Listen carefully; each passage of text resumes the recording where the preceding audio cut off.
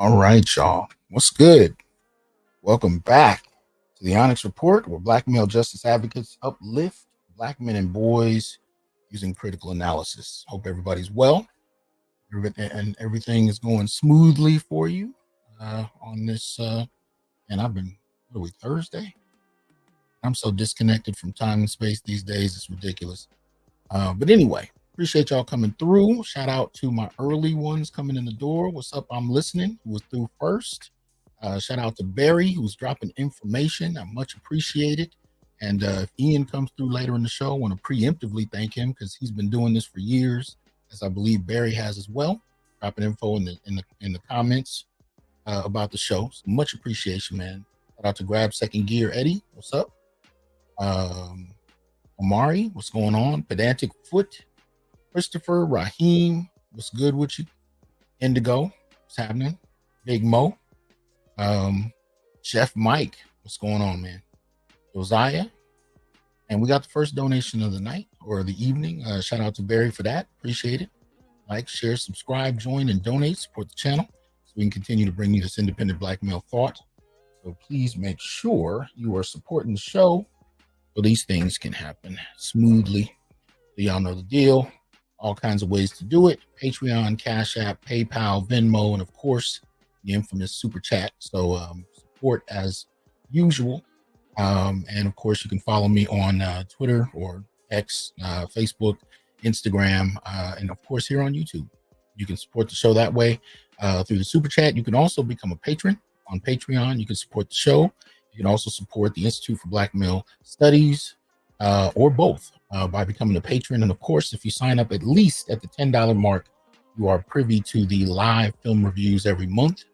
So BGS and I have been doing those pretty consistently. So you might want to join and get access to the previous shows as well. So consider that and hopefully enjoy that. And I'm going to get some of the, housekeeping out the way. If you haven't picked up the book, Solutions for Anti-Black Misandry, please do so. You can pick it up on Routledge. You can pick it up on Amazon. So please make sure you do. Actually, you know what? While I'm here, just got through talking to my boy, Dr. Ronald Neal, the other night. So since doing so, let me at least, this thing is tripping. Right, I'll do it the old school way. I'm going to remind you to pick up his book as well.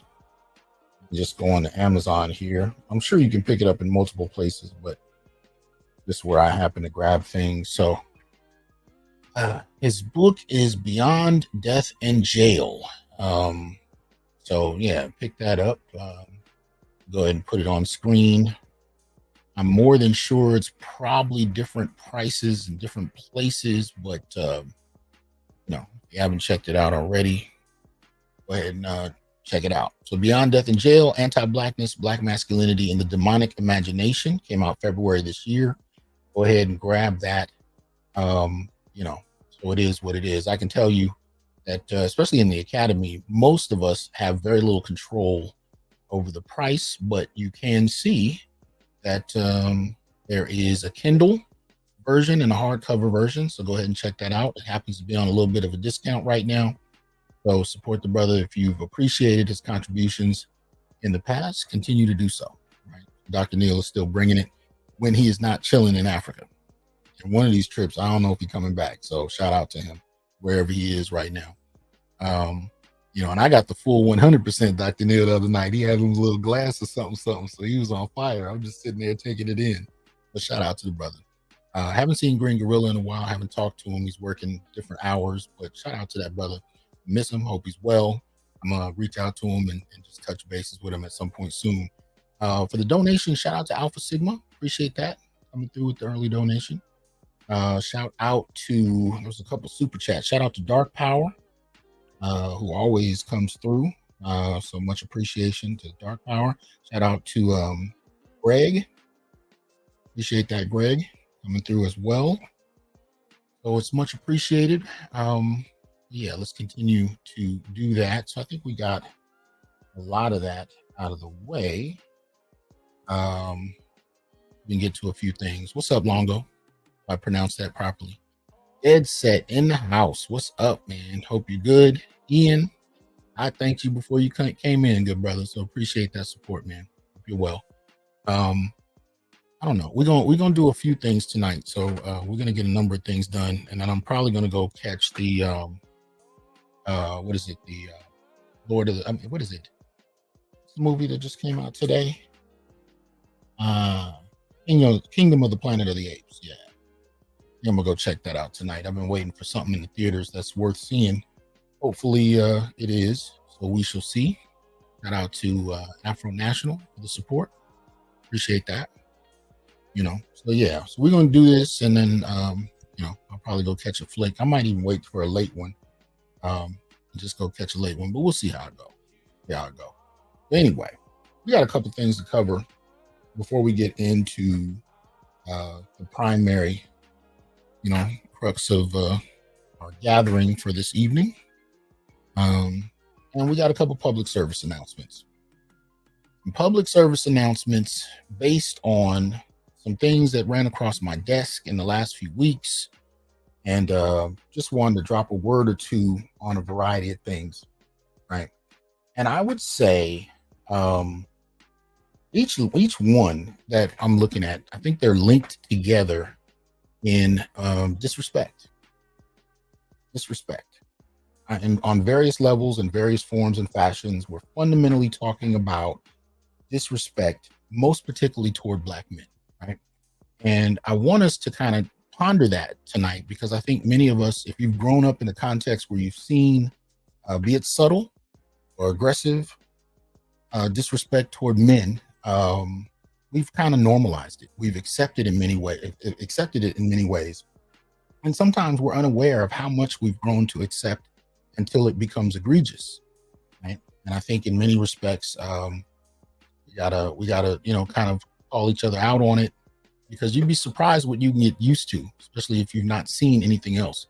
And it usually takes a new experience, like leaving the country or, engaging people that come from a different background, to really kind of witness how differently people function. But we're going to look tonight at a few different examples of disrespect, and we're going to kind of examine, how we should respond to that. Shout out to Christopher. What's good with you? See you in there. BGS, it more in the house, man.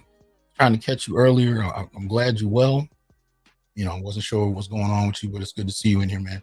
Watching Stick, what's happening with you? It's good. All right. So first up, this one is hard, man. This one was hard. This one was hard to kind of take in. So hopefully you guys will be able to hear it clearly. Let's go ahead and get it up and see how it comes through. Here we go. No, because you ain't got a big enough dick. All right. So give me a 1 if you could hear that, even though it was just for a quick second. Let me know if you guys heard that clearly, because it's going to get raw. Yeah, we got a few 1s in the house. All right. So essentially, this seems to be a conversation between a dude and a lady he's seeing. And I would say in the next, does it have it on there? It doesn't give me the time. In the next few moments, you're going to hear not only the most extreme types of disrespect, you're going to watch a man's will break down right in front of your face. So I will move it back a second, so we will hear that part over again. And I'm just going to tell you, it's going to get raw. Here we go. Ever heard it too? No, because you ain't got a big enough dick. Your dick ain't big enough to hurt me, nigga. I've been telling you that for years. Is this your first time hearing that? Niggas that got women hurt, dick is big. You gonna really do me like this? We're done here. You gonna really do me like this? Long as I've been with you in bed. Carrie, we're done here. Cry in the car. You gonna really be a man? Today? Get up off your pussy. Up off your pussy. And you got to go, dog. Period. Well, this is over with. What man will want to sit around? What man? This over with, dog. This over. Get off your pussy.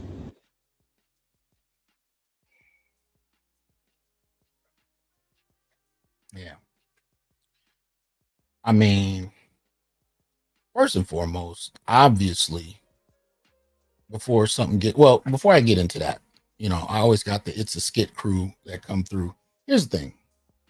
I say the same thing. I don't particularly care what's a skit because things are designed to resonate with people's experiences. So even when it is a skit, when it's stuff like this, particularly black issues, it's tapping into something that we need to talk about. So that's the first and foremost. I'm indifferent about what's a skit and what isn't, because I want to get to the issues, whether the skit addresses or the real life situation addresses.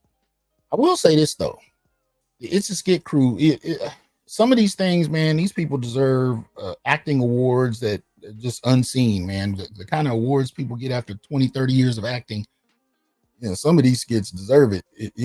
I don't be believing a lot of it is as much a skit issue as y'all be saying, but this right here, yeah, Zaid, I'm with you. I believe that shit was real. You saw his will break. Now, here's the thing. Anytime you wake up in something this extreme, this has been going on for a long time.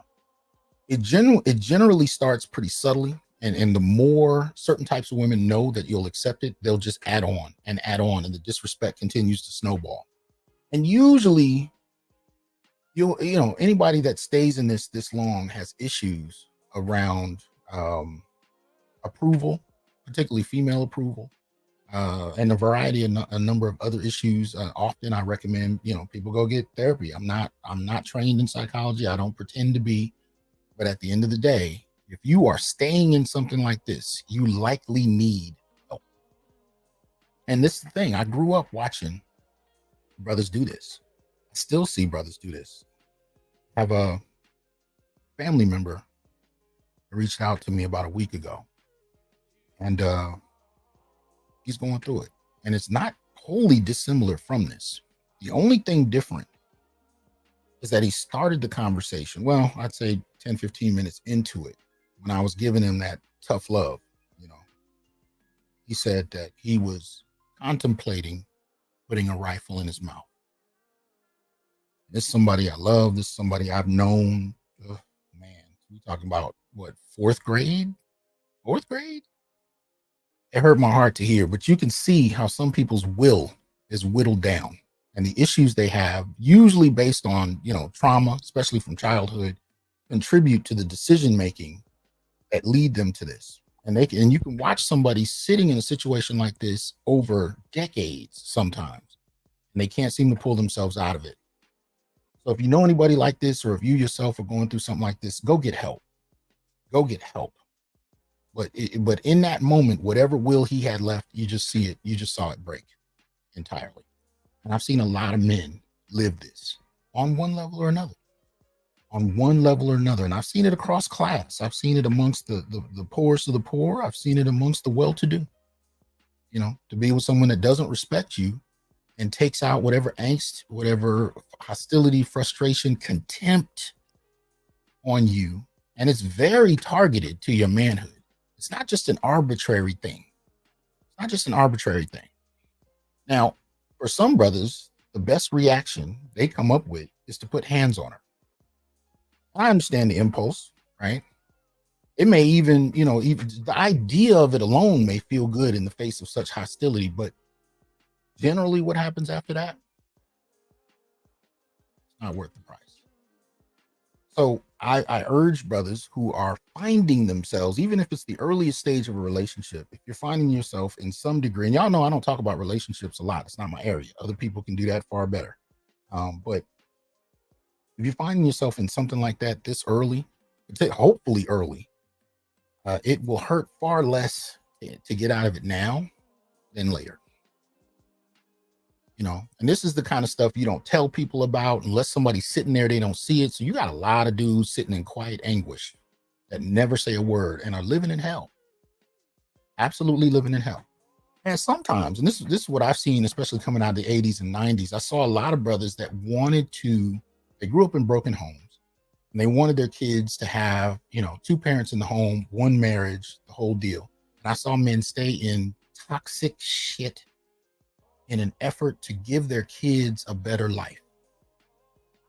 And I used to believe something similar to that, not in terms of accepting disrespect, but in terms of just, staying as the ultimate demonstration of functionality to kids. I've since changed that belief. I tend to believe these days that seeing two happy parents, even if their lives are lived differently and apart from one another, I think is far healthier than staying in something just to be staying in it. So if there's anybody out there quietly living in hell, especially as you sacrifice for those you love, thinking that this is the best way to help them, I urge you to reconsider. I urge you to reconsider. Anything that destroys your spirit is not going to be functional or healthy for you or anybody else around you. This is the kind of dude that would consider suicide. This is the kind of dude that might take somebody out with him. And anybody that knows that this is happening in his life would understand, even if you don't support it. But the problem is people are gone behind that decision, right? Staying in it quietly doesn't help either. Sometimes you just have to, as early as possible, break out of that and go find a new life. And I'm not saying that that's easy. I'm really not saying that that's easy at all, right? I am incredibly blessed right now. Right? I'm going through a great period of my life, but honestly, I got a lot of time and I ain't figured out what exactly to do with it yet. It's not easy to find a life when your life has been a certain way for a long period of time. It's not an easy transition. It's particularly more difficult when you've lived through, ongoing abuse. And that's what this is. That's what this is. You can look at his face and tell this was far from a new experience. Hell, she told him. How many times have you heard me say that? And for a man, and women know this, there's nothing more debilitating than to attack his manhood, his sexuality, his capacity to be virile, all of that. She knew what she was doing. That's why I call it misandry. It wasn't a general frustration in a relationship. She targeted the very things that men often pride themselves on, even if we don't openly talk about it. So shout out to Inner Light Radio. I see you, man. Good to see you in here. Okay, we are broadcasting on Inner Light tonight. My bad.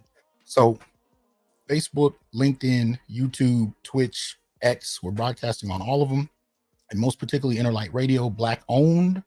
You can go to innerlightradio.com and support the channel, support the network, and that way. But yeah, what's up, Paul? What's up, Christopher? See y'all in there. Yeah, like I said, man, this one was hard. It was hard for me to watch. When brother sent it to me, because a lot of y'all send me stuff, you don't preface nothing. It's just video, and sometimes it doesn't even have a title, screen. It's just sitting there. I don't know what I'm walking into. And when I walked into that one, man, I was like, if somebody catches you at the wrong moment with that kind of shit, man, lives have been lost behind that. Words have power. And if you're not geared and protected and shielded with love, with confidence, with support, with community, this stuff is toxic. It's poisonous either way, but it's much more damaging when you're unprepared for it. And how many of us are actually prepared to deal with that from the women that are laying right next to you? That's the most critical kind of poison you can have. I mean, you step out into the world, you're kind of prepared for something. But when you're laying next to the person that's giving you the most poison, this is why it is incredibly important that we vet. And I'm not the greatest at this, but that we vet who we're there with. And once it becomes clear that even if you've made a mistake with your vetting and you got someone that hates you that much and is willing to pour that much into you, because here's the thing, man, I have experienced functionality, positivity, and love before. And I can tell you, at the worst, I never hear that person pouring this kind of venom into you, even when they're mad at you. So, again, I'm talking to the brothers that may be experiencing it or know somebody who's experiencing it. I'm not going to laugh. I'm not going to dismiss. I'm not going to make fun of, because we do a lot of that bullshit on YouTube. And even in that, we don't know how much damage we're doing to people. And I want brothers to learn how to support one another as opposed to ridiculing, each other on all kinds of bullshit. I mean, this is supposed to be the space that a blue pill cat can come into who's never heard of this before, who's going through some of the things we're talking about. This should be the space where that cat can come in and learn something. And let's not act like people are stupid if they haven't figured out the last 10 years of red pill discourse by themselves, because it's bullshit. Most of us didn't figure it out until we sat in here and listened. So as we get cats coming through, and there are still brothers who are just now coming through, provide a support base so people can actually, learn something and find some kind of support. You don't know what kind of hell people have been living for years before they get up on here and catch a random episode. Let's see. Shout out to Doc JP. He says, 19 years into a marriage and I'm discovering this. See, I'm in uncharted territory. Real talk. It's usually, the signs are usually there. Often we ignore them for a variety of reasons. But once it becomes apparent, there are certain lines that you that can't be uncrossed. Anyway, shout out to Dead Set. Dead Set says, I'm of the opposite opinion. Violence is an expression that can turn an entire culture if wielded effectively, especially when there's a specific goal. Well, the problem though is being a small population of men at that, that's what, 5% of the country, who are hyper incarcerated. We already got enough trouble with people falsely accusing us of shit. Let the police show up and she got marks. She got, you know what it is. That's it. I get the sentiment, but I'm talking on a practical level. Most brothers would not survive it. So, y'all make your own decisions. This is what you're going to do anyway. But I'm just saying, if you can think it through, strategize your way out of it, I think that's the best way to go. Let's see. Let me see here. Let me see. Paul, what's up with Paul? He says most toxic black women will attack your manhood by accusing you of being, right. Shout out to Black Mind. Okay. Yeah, that's definitely one way. We've seen a variety of ways where this kind of thing happens, but we actually have to learn how to step to it differently. So again, we're looking at disrespect as a public service announcement, right? Looking at various types of disrespect. Now, this one is another one. And this is a brother actually talking about a different type of disrespect. But I think it kind of correlates with the first video. So let's check him out. Too much mouthiness because a lot of our sisters do not know how to talk to men. And I think we got to be honest with this. And it's not even just black women, it's American women don't really know how to talk to men. This is why, if you notice, a woman will talk to a man with a level of aggression, and then she'll go and talk to her son like he's her man. And guys, feel free, if you guys disagree with what I'm saying, I want to hear from you guys in the comments. A woman will talk to the man she's married to or in a relationship with a level of aggression and disrespect, and then she would turn around and talk to her son as if her son is her man. She'll give him all the love and all the attention. She'll give him all the space. And the man in her life is sitting up here like, hold on, first of all, how are you talking to? Now, I helped create this kid. And because I'm not your own flesh and blood, because, a lot of our women have a bad habit of saying, men come and go, but your kid's gonna be there forever. And that's a dang on lie. We should not be putting the pressure on our kids to be there forever. It's supposed to be the other way. Who we have children with and who we decide to get married to, that's supposed to be forever. And we're supposed to position our kids to go leave the nest, build their own families, contribute to society. But what we do is we make spouses out of our kids and we make roommates out of our spouses.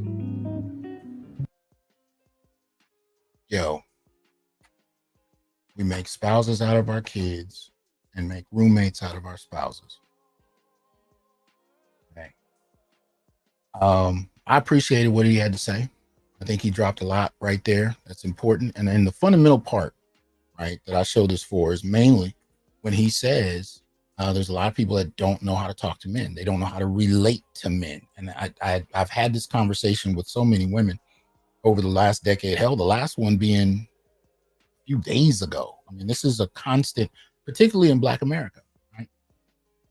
A lot of women are not socialized around men. I call this, and I talk about it in my book. BGS has been talking about it for years.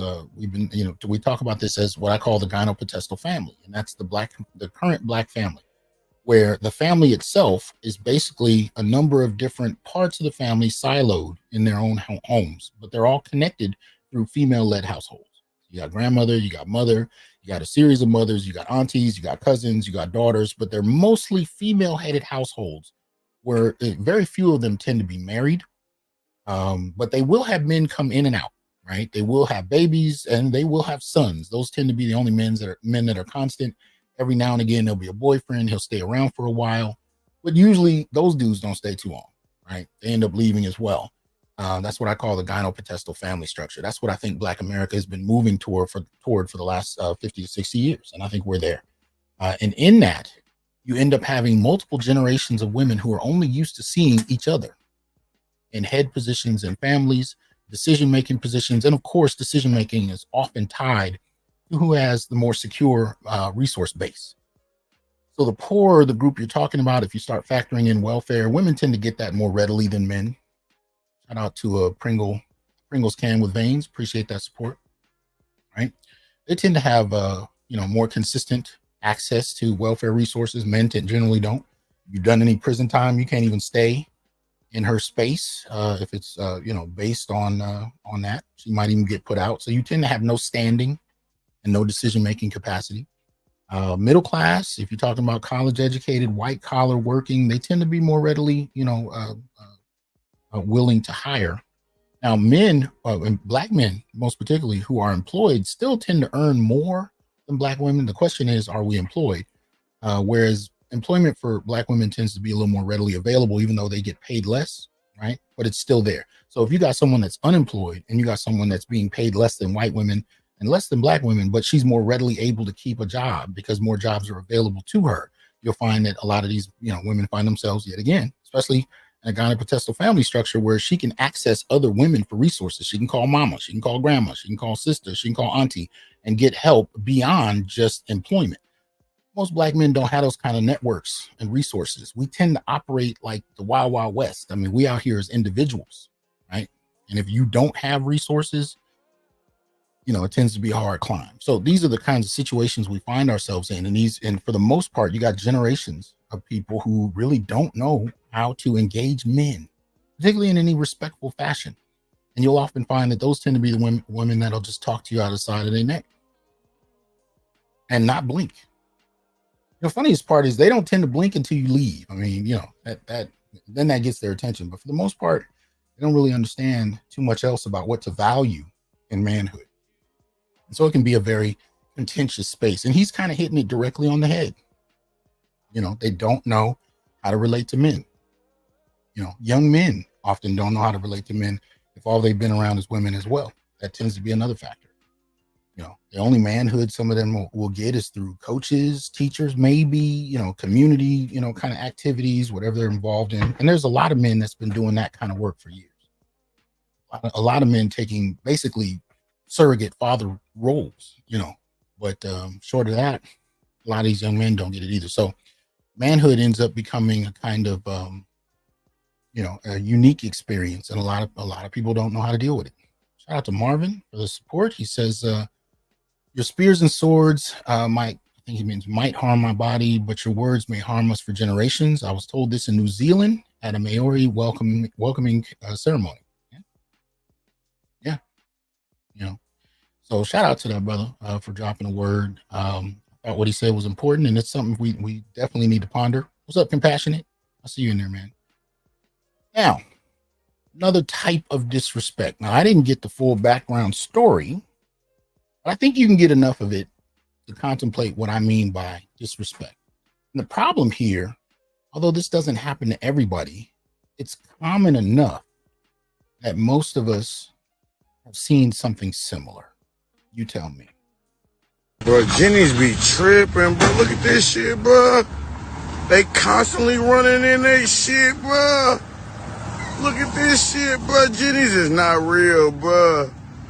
She just smashed her shit 10 times. And she not playing. Bro, what the fuck is wrong with Jenny's, bro? And now she finna back up into her shit. Bro, what the fuck is going on in the jack today, bro? This bitch is on there.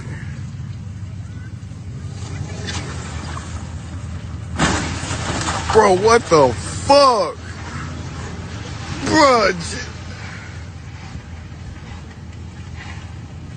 Bro, Jenny's ain't real, bro. I swear to God, it's not. Oh my God. She is on there. She is on there. Oh my God. Hey, why you on that, gang? Why you on that, gang?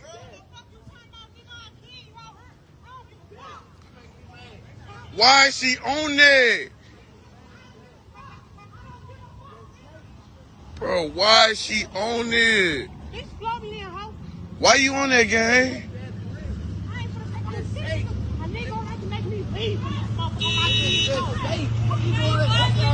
It ain't worth it. It ain't worth it. Don't do it, man. Get out of here. Get out of here. It ain't worth it. Get out of here.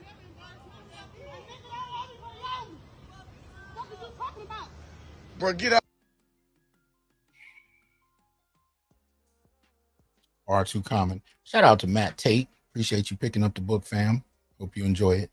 Yeah, man. So it may have been hard to see. I kind of had to watch it a couple times, but basically what you see happening here is this is the woman who was driving the SUV and smashing it into the smaller car. You'll occasionally see the guy whose car I think it is walking around, and she keeps circling the car, backing into it, hitting it from the front, hitting it from a variety of directions. You can see it's all dented up already. So she's, long before the video started recording, she was already smashing it up. Then she gets out with a baseball bat and starts walking around yelling and cussing at him. Right. You can see him right there. He's walking into the street. She's backing over the car. Right. Not much he's doing. He's just walking out and looking at it. Right. This is what we're looking at. You don't really see this happening to this extreme with very many other groups. I mean, this is very, this is something you see very commonly in the Black community, unfortunately. Right. But again, usually with someone like this, the signs are there long before this. And we still tend to go here on one level or another. But again, if anything, I'm just here to tell brothers, I don't care, if you've gone through this, you don't want to admit to it. I'm just saying, look, if you went through anything that's beyond the pale, it is okay to leave. As a matter of fact, I urge you to do so. I think it needs to be, you need to demand in how you carry yourself in life, that a certain level of decorum and respect be a regular occurrence. And if that's not something you can pull out of somebody, you need to walk away. And I'm saying that knowing that sometimes we have our reasons for staying. We think we do. And I'm telling you, those aren't even worth it. Even when it's kids, it ain't even worth it. This is masculine as hell. She walking around with a baseball bat, And when I show this kind of video, when I put this on Facebook, of course, the first responses I get from women are, I wonder what he did to her. You know what? This shit is too common for I wonder what he did to her. I mean, you'd be surprised how it doesn't have to be an egregious issue to get this kind of response, right? Usually it tends to be around infidelity, But again, if she's the one cheating, well, then he just didn't make her happy and it becomes somewhat acceptable. But if he cheats, yeah, she gets to do whatever she wants to him. And often nothing will happen. Nothing will happen. So if anybody has any inside information on this, I'd love to know if anything happened to her at all. I really do. I really would love to know. But anyway, shout out to Jay. He says, salute. How do you know when things are too far gone? How do you know if it's a situation that can be fixed with conversation? Look, first of all, if she's carrying a baseball bat, if she's destroying cars, it's too far gone. If it reaches a point where you have to physically defend yourself, I say it's too far gone. That doesn't, once it happens, it's going to keep happening. I remember even feminists used to say that in the 80s. Once he abuses you, he's going to keep abusing you. But they were comfortable with that as long as the statement only applied to male aggressors. If it was a female aggressor, then they had nothing to say. Of course, the assumption being she's only doing so because you must have done something so egregious she had to. Bullshit. I've seen women do this kind of stuff on the most superficial of levels. So it doesn't have to take much. It doesn't even have to be true. I've seen women do this because they heard that you did something. Shout out to Passport OG. I saw you in there earlier. Forgot to shout you out. Support the Passport OG channel. He's doing some good work over there. He said, used to call my Crazy Joe. Now you can call me Batman. You see what I mean? It's ridiculous. Shout out to Barry. Says Doc is right. When that brother snatched the motor out of the car, he put in for his cheating girlfriends, females lost their minds on social media. Right. Right. But she walking around, running over the car and walking around with a baseball bat, talking about, I don't give an F. That sounds like something that could become, a physical attack against him pretty quickly. But, again, now, as far as going back to the question of how do you know it's gone too far? Personally, I don't believe in taking a lot of disrespect. I've seen it, a lot in life. I'm real sensitive to it. My radar goes off pretty quick. Calling me out my name is a good way to get to that point pretty quickly. Purposely trying to emasculate for the sake of causing pain, trying to get revenge or perceived slights, that you really feel. And I've seen women do this where they really want to hurt you because of what they think you've done to them. If she felt hurt by something you did, women often look at it like you sat there, you planned it, you hurt them, and then you enjoyed it. And sometimes they'll go out of their way to try and get revenge so you can feel what they felt. Most of the time it ends up being, a difference in view, but the point I'm getting at is if you get an attempt to genuinely hurt you, emasculate you, call you out your name, and damn sure physically put hands on you, no, none of that should be tolerated. Shout out to Expansion Wiring on the Cash App. Appreciate that. None of that should be tolerated. None of it. And you don't got to cuss nobody out. You don't got to raise your voice. If it gets to that point, I just grab my keys, pick up my hat, jacket. I'm out. Oh, yeah. Oh, yeah. I remember I had one conversation with a woman. She got out of pocket and she tried to emasculate me. This is just over the phone. And, I let her finish her sentence. And I said, well, we're done. I don't do emasculation. And I got off the phone. That was it. I'm not doing no long explanations or none of that. No, we're good. But each person has to find their level. They got to find their tolerance. And that's entirely up to you. But I got a short fuse. I really don't take a lot of it because in these kind of situations, they tend to be fairly consistent. So anyway, that's my barometer. You got to figure out what yours is. But whatever it is, you got to stand on it like a rock. You got to stand on it. Because the moment you take her back, even though you said you wouldn't, all that tells her is she can get away with it. And you'll keep allowing her to come back through. So whatever your line is, be real careful, be real clear, figure out what it is. And then once you determine it, stand on it like a rock and don't budge and keep it moving. And fundamentally know that you're going to be good. You're going to be good. Things aren't going to stay the way they seem at the moment. You're not going to always feel the way you feel in the moment, however that is. But stand on it and mean it. Because otherwise people are just going to keep exploiting you. All right. Next one up. This one had to do with a skit. Now, this one is a skit. This one is definitely a skit, but it's a social experiment. And I like these kind of videos. The ones I used to show in class the most had to do with abuse. So they would be performed skits in public where men would abuse women to see what people's responses and reactions are. And then they'd flip it and a woman would abuse men and you'd see what the public's responses were. Often other men would jump up and physically assault a man who's fighting, right? Who's abusing a woman. They would jump up and physically put hands on him. Other women would get up and get in his face and kind of finger wag. But often when women were the ones doing the abuse, there would be no reaction. Sometimes people would just watch and look, but they wouldn't do anything. They wouldn't even say anything. I think I've only seen one occurrence where a woman walked up to another woman in the act of abusing a man in public and say, you shouldn't be doing this. But that was it. For the most part of all the social experiments I've seen like that, most of the time, nobody does anything. I've even seen a couple of videos where people gathered around to laugh at the man who was being abused. And people think it's funny, right? It's predicated on these old ideas that women can't hurt you. And I've had men argue me down, try to argue me down. Nah, women can't do nothing. She can't hurt me. I can bench press her. Okay. You bench pressing that bullet though? How about that poison in your food?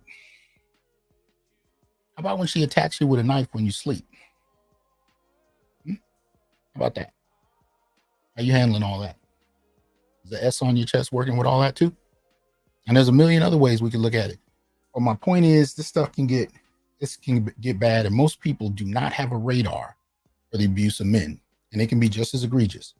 This situation, though, has to do with a child, and it's kind of attempting to measure the difference between how men and women view certain situations. So take a look for yourself.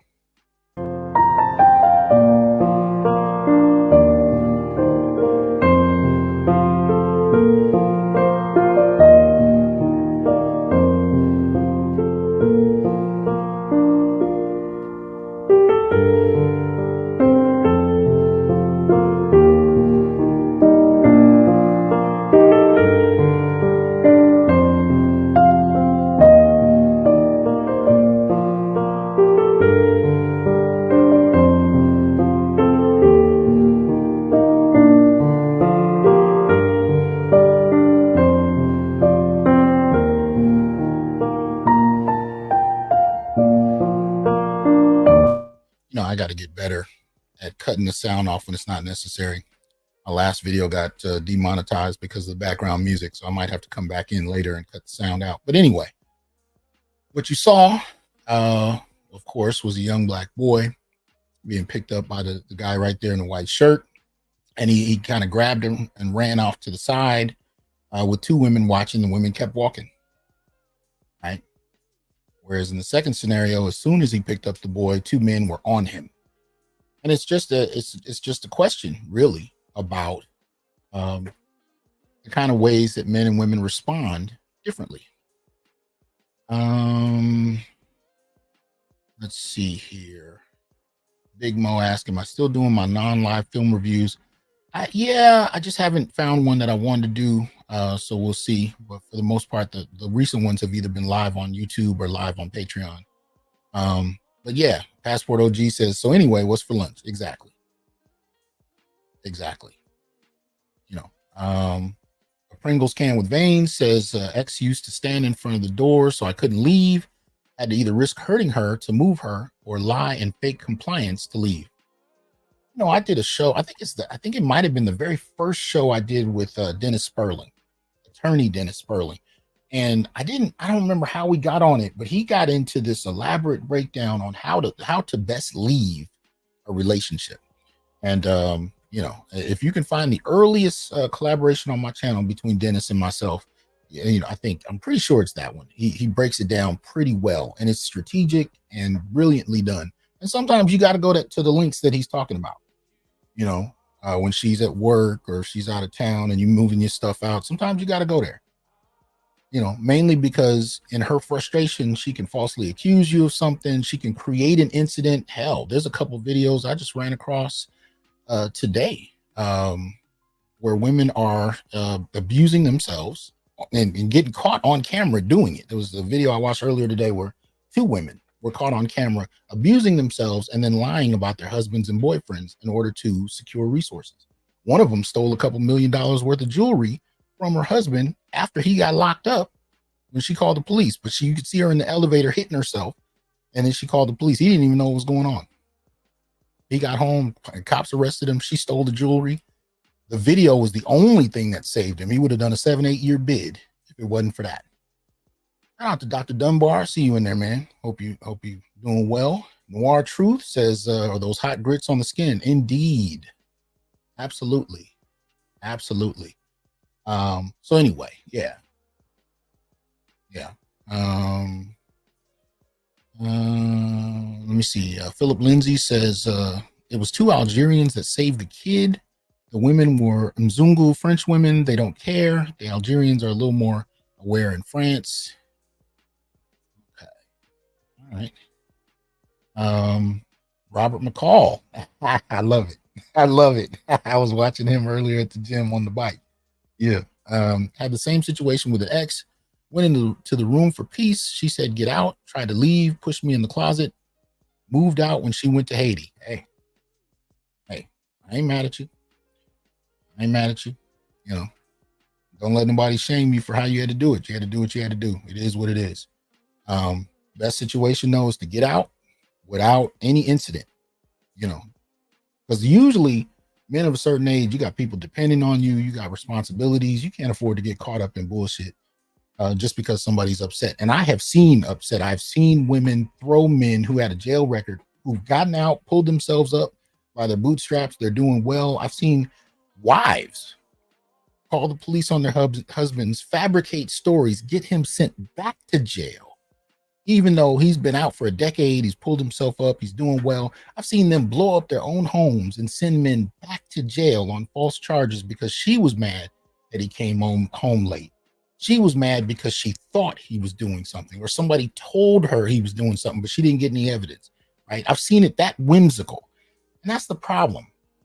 That's one of the reasons I harp on policy to the extent that I do, in the bifurcated way that women can abuse policy without evidence. And men are lucky if the police will come to your aid when you genuinely call for help in a particular situation. That kind of unchecked power is going to get abused. It's going to get, that's human nature. If you give people unlimited access to a resource, especially if it's just a certain demographic, that demographic will become very comfortable with abusing it. It is what it is, right? I see Kadash with the super chat. Appreciate that. Says there's an episode of What Should You Do with John Quinones about the same situation. All the other races watched while black men stepped in. Okay. You gotta send me that one, man. Are the women really going to flip when a little girl is taken? See, stay woke. That's what I said. Because somebody asked me when I posted this on Facebook. They said, well, you think these the women would have acted differently? I think they said that if the race of the child was different. I said they would act differently if it was a girl, more often than not. Because I've seen white women, get adamant about a black girl. But again, it's this perceived idea, the sisterhood thing, which feminism really pushed for in the late 60s and beyond. So, this idea of sisterhood seems to still take precedent in many contexts. Imperfect says, my female cousin literally hit my uncle the day of her mother's memorial and almost sent him to prison by calling the cops on him. He's a 72-year-old man with a prior record. See that? See that? You don't even escape at 72. At 72 years old, you still can't escape this kind of treatment in certain situations. See, shout out to Wrench Turner. Appreciate that support. Support the Wrench Turner channel. Hope you're good, fam. Hope you're good, man. Check in with me, man. Let me know you know what's going on with you on Facebook when you get a chance. But yeah, man. So these are some of the things that are going on. There's one more before we get to the main crux of tonight. Now, let's see here. I'm not going to read through both articles, but I am going to kind of walk us through. And you guys probably know about this a little more than I did. I'm just finding out about this. So those of you who are better informed about this, please holler at me, say something, let us know what you know. But we're going to look at Kevin Porter Jr. Now, this first article is dated October 18th of last year, right? Kevin Porter Jr.'s ex-girlfriend refutes false narrative that he beat and strangled her. So again, October 18th, 2023, says content warning. The story includes graphic description of alleged domestic violence. Former Houston Rockets guard Kevin Porter Jr.'s ex-girlfriend. I'm not even going to pronounce that. It's not going to happen. I'm just going to butcher that. I haven't heard anybody say it. I've just been looking at articles. But anyway, she refutes prosecutors' claims that Porter beat and strangled her in a social media post Wednesday. It is unfortunate that misleading information and narratives were shared to bring forth current changes in the case, she said. She wrote in a statement on X, formerly known as Twitter. Porter was arrested September 11th on felony assault and strangulation charges in connection to an incident that occurred at a New York hotel. Authorities responded to a 911 call to the room at 6:45 a.m. Eastern Time. Upon arrival, officers determined Porter struck her multiple times upon her body and placed his hands around her neck. Police spokesperson said during Porter's arraignment the next day, prosecutors claimed he continued hitting her until she ran into the hallway covered in blood, leaving her with a fractured neck vertebrae and a laceration above her right eye. She directly responded to those allegations, claiming she never granted prosecutors an interview or permission to make statements. despite Assistant District Attorney Mira Kurzer's attempts. She went ahead and provided false narrative of details specifying that Kevin had balled his fist up and repeatedly punched me 5 times in the face, along with strangling me until the point of losing breath, causing redness, strain, and scars, which I did not have and never occurred. She wrote, the harassment and eagerness for me to support these claims to justify their position and remarks is a matter an assistant DA took into her own hands while I was vulnerable, emotionally healing, and unavailable at the time of information being released. Let's see. She said that the assistant DA fabricated the claims of the case based on statements from an officer who was present after the alleged assault and overheard possible comments from medical personnel. The information Assistant DA Kurzer received was by hearsay and invalid to my truth. Porter appeared in Manhattan criminal court for a scheduled hearing Monday, a day before he was traded to the Oklahoma City Thunder and then waived. During that appearance, prosecutors dropped one of the assault charges against him. The charge of second-degree assault was connected to the woman's alleged fractured vertebrae. Porter's defense team reportedly had documents to show that she had a congenital defect, not a new injury. Kurzer reportedly cited insufficient evidence as the reason for dropping the charge. The woman claims the evidence couldn't have been insufficient because it never existed. Porter still faces charges of second-degree strangulation and third-degree assault, to which he has pled not guilty. He's doing court November 27th. So again, this is October 18th, right, where we're seeing this particular case. Like I said, you guys know about this one more than likely, far better than I do. We're going to look at one more case, or one more article that deals with this that's a little later. Shout out to Dead Set. He said, this penchant for violence by women is being exported along with feminism. A Korean woman was talking about it as she was explaining 4B. It particularly works well when you're doing, where you live in a country where you have laws that support it. If there's an infrastructure that undergirds, the kind of feminism we see in the West, that's when it becomes that much more dangerous. Shout out to Sam. He says, what are your thoughts on the updates to Title IX? What do you think the effect will be? Essentially, it's denying men due process. Yeah, I might do a show on it. Especially if that's something y'all request. So let me see. All right, so let's look at another article. This one is a few months later.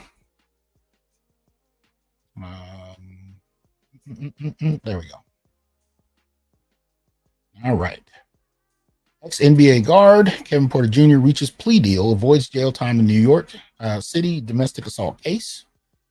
So this one is dated January 23rd of this year, right? So several months later.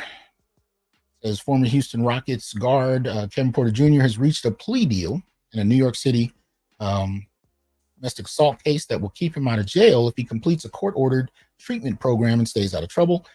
Porter, 23, pled guilty Tuesday to misdemeanor assault and harassment violation in connection with an incident last September at a Manhattan hotel. Prosecutors have said Porter attacked his girlfriend, leaving her covered in blood with a deep cut above her right eye. She has since denied that, accusing prosecutors of pushing a false narrative. Under the agreement, Porter must complete a 26-week abusive partner intervention program or an equivalent program with a private counselor. He must also abide by a limited order of protection, attend all court dates, and have no further arrests. If Porter complies, he'll be able to withdraw his assault plea in a year and will be sentenced at that time to time served for the non-criminal harassment count. Prosecutor said, effectively clearing his criminal record. The resolution will allow Mr. Porter to put this incident, which involved false felony allegations and false facts, behind him with no criminal record and move forward. Porter's lawyers, Philip Job, Stephanie Kellerman, said in a statement, Porter has not played since his arrest and is no longer on the NBA roster. The Rockets traded him in October to the Oklahoma City Thunder, which immediately cut him. He was arrested September 11th after police say his girlfriend, former WNBA player, I don't know what that name, Kisray Gondrezic. I shouldn't have even tried it. Anyway, I forgot she was a former WNBA player. Told them he repeatedly punched her in the face with a closed fist, causing an inches long gash above the right eye, bruising and substantial pain to her face. Police said she also alleged that Porter wrapped his hands around her neck and strangled her, causing her to have difficulty breathing, redness, bruising to the neck, loss of motion in the left arm. She disputed that account, saying her injuries don't support any of those claims. She said prosecutors were slow to correct false information, pointing to the since withdrawn allegation in Porter's initial charges that he had fractured one of her neck vertebrae. Messages seeking comment were left with her lawyer in the Manhattan District Attorney Office.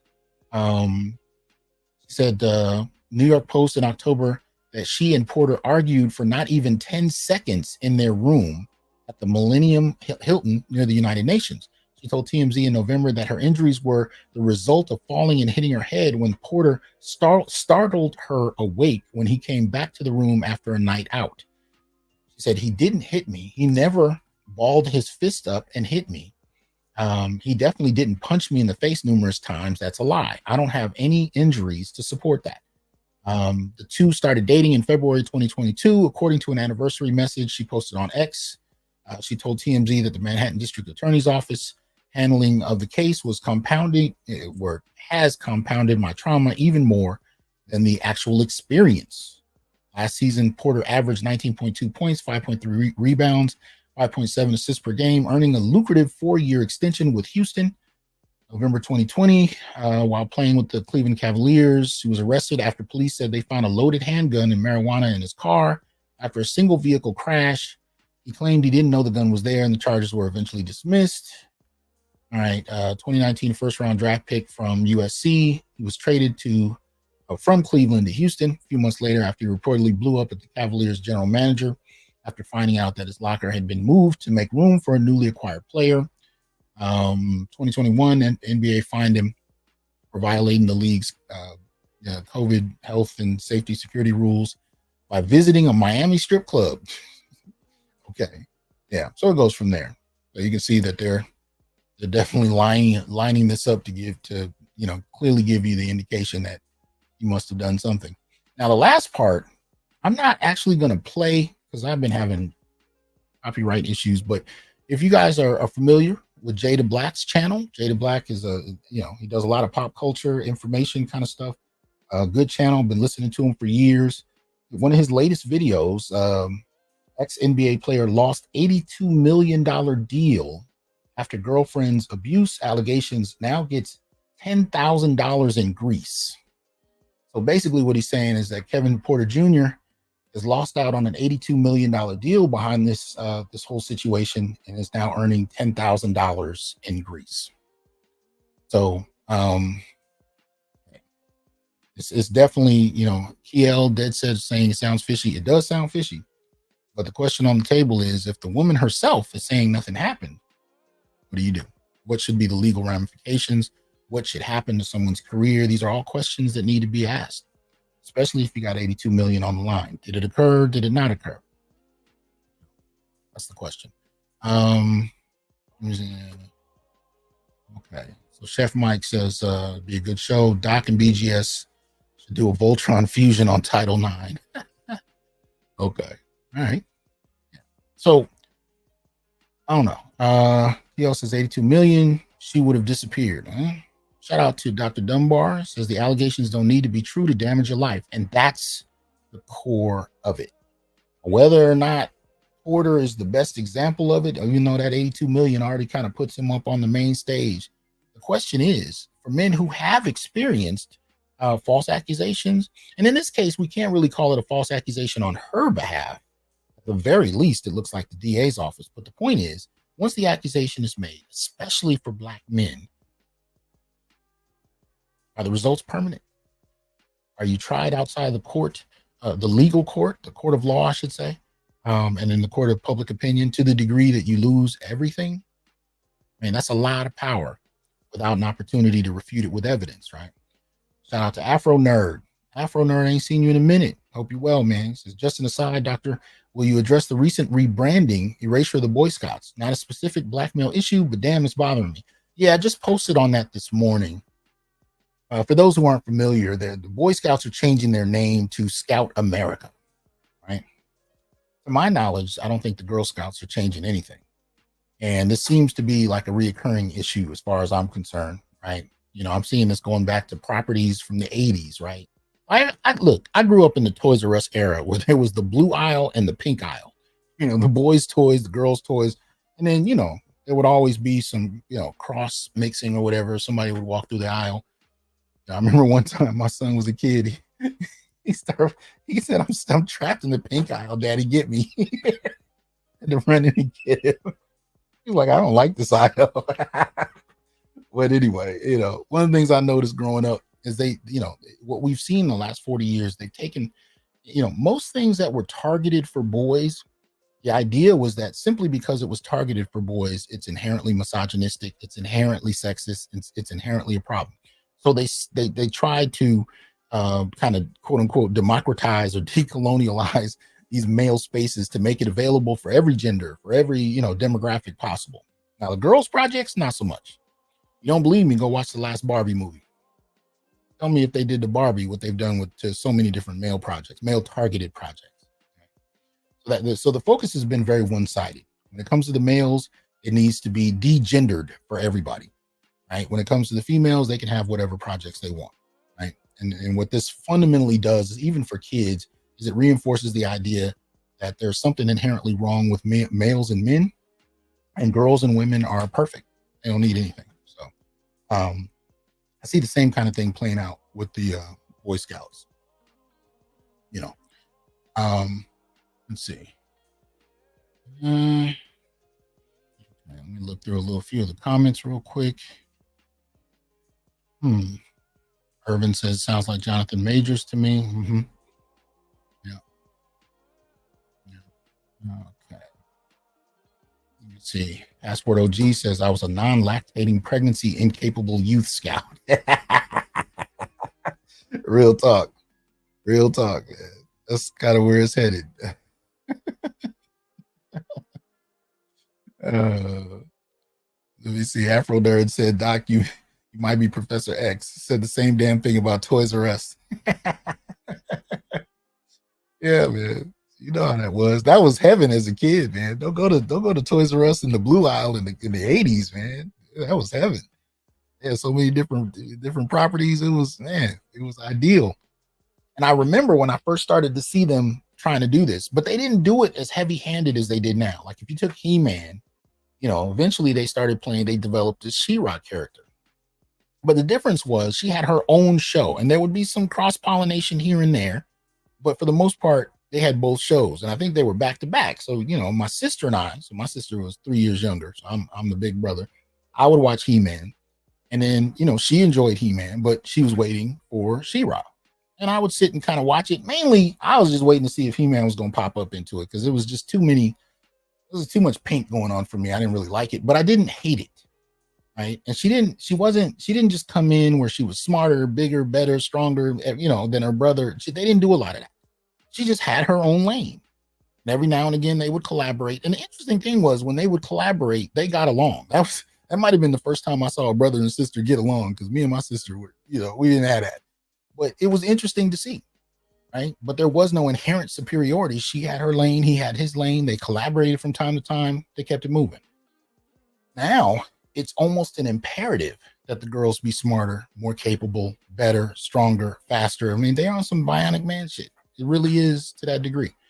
And I think people are finally starting to push back against it. But the problem with these extremes is it went too far in the first place, and the response will likely go too far the other way.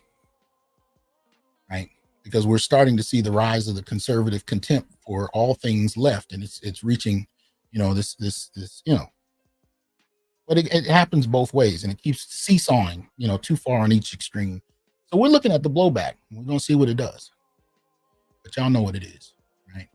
So yeah, so you had the He-Man She-Ra model in the 80s, and then hell, if you look at She-Ra in the last number of years, the last show that came out, I think it was Netflix. It was horrible. I mean, He-Man wasn't even mentioned, wasn't part of it. They had a lot of misandry kind of tied into a lot of female superiority, all kind of mixed in, and it's become, common to see, right?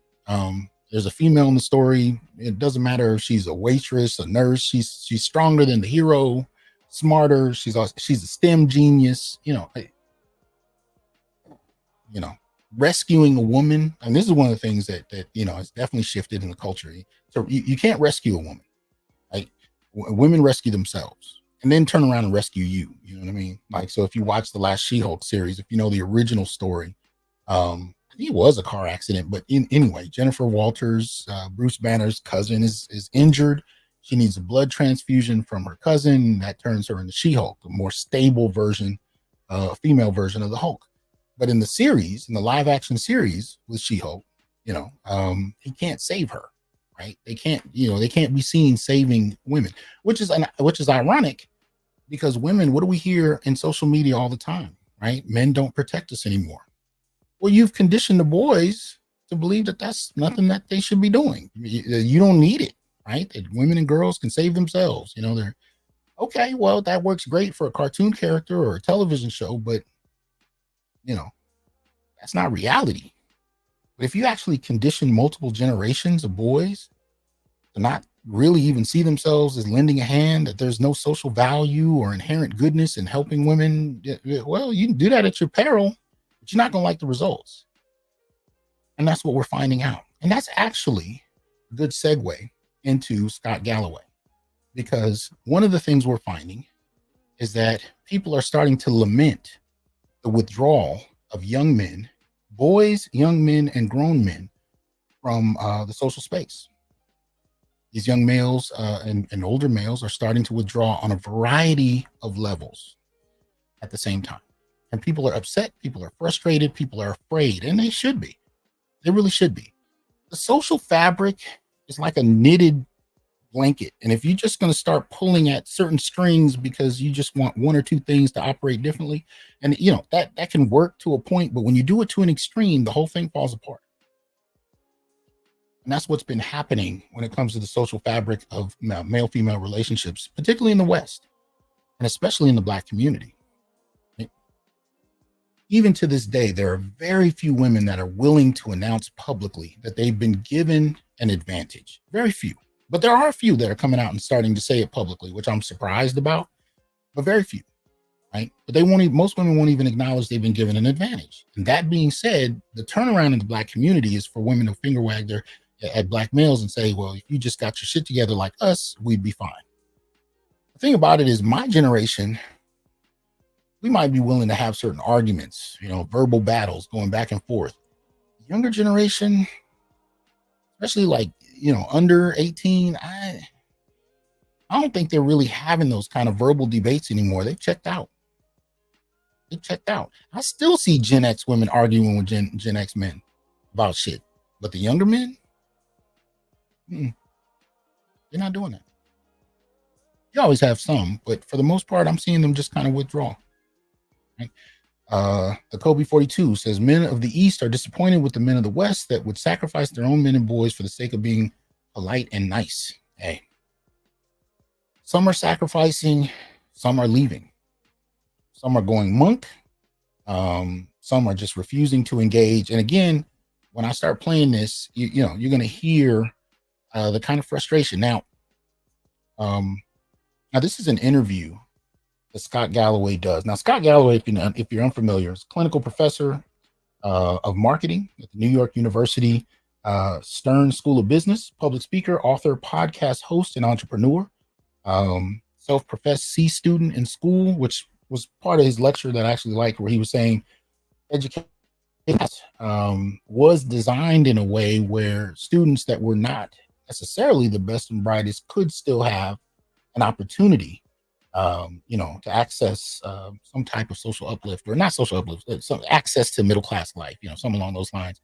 And he kind of announced himself to be like a former C student, to make the point that he's gotten a doctorate, now he's a professor, and he's basically was saying, if you give, kids an opportunity beyond their initial grades in school, you'd be surprised what you might get back. But that's only when you invest in them. And he was saying that that's not the case these days. But anyway, that was in a whole separate lecture. This particular interview, they go through it. It's I'm not going to play the full interview. I think it's like 2 hours. It's interesting. Some things I liked, some things I didn't. I may do half of it. We'll see how far we get. And if you guys want me to continue, just let me know. Now, obviously, I'm not playing the video. I see other people do it, but when I do it, I get a copyright hit. So I'm not doing it. But I did put some still images, So just know there's nothing wrong with the video. I'm just playing the audio, and there's some still images there. And we're going to listen a little bit to, this exchange between the interviewer, whose name escapes me at this moment, but him and Scott Galloway talking about, what's going on with men. Okay, here we go. All right. Okay, so I hope that the sound came in okay, even though it was just a little bit of music. Let me know with the one if you heard that. And we'll get started. Okay, let's see. All right, Clutch and Stick says 1. All right, so here we go, and I'll just kind of stop it as we go. Please put your comments in the comment section. Let me know if there's something in particular we need to jump in and talk about. Here we go.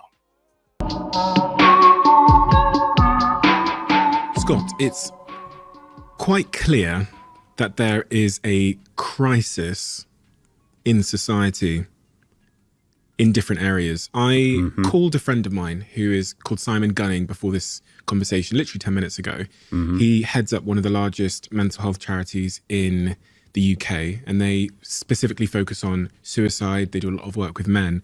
And I said to him, can you tell me the latest stats on suicidality amongst men and purposeless and those kinds of things? And he said to me, someone dies by suicide in the UK every 90 minutes. 76% of these are male.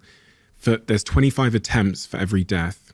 It's the single biggest cause of death for men under 45, and it's the single biggest cause of death for 15 to 49-year-olds. And keep in mind, when it comes to suicide, for the most part, the framework has been for years that women attempt suicide in much higher numbers, men complete it in much higher numbers. I need to check the averages to see if that's changed. Usually such things don't change quickly. Thank you, Mad Villainy. He says Stephen Bartlett. Right. But anyway, so here we go. And the category of 19 to 35-year-olds is twice as likely to report being in a crisis personally than any other group. And lastly, 16 to 24-year-olds are currently the fastest growing group in history to exhibit suicidality. What is going wrong in the way we've designed and the way that we're executing upon this vision of society? I think even the way we frame the problem is incorrect. And that is, when we talk about, if you were to say that women are 3 times as likely as men to kill themselves, I think we would talk about the problem through the lens of it being a societal issue. And we would immediately move to what investments and change in behavior and education would address that problem. When we say young men are killing themselves at 3 times the rate as young women, we use terms like accountability, or say things, well, if they just opened up more about their emotions, or they need to get their act together. And that is, we've decided when it comes to men, compassion is a zero-sum game. And that if you feel bad for men, it immediately kind of outs you as someone who might be anti-women or who's gone red pill. Because the void... Now, that I found very interesting. Usually people in mainstream circles, when they talk about, the red pill, the manosphere, they don't use, I haven't found them to use terms that comfortably. Usually they use some kind of awkward kind of reference to it, and it's very generic. He straight out said red pill.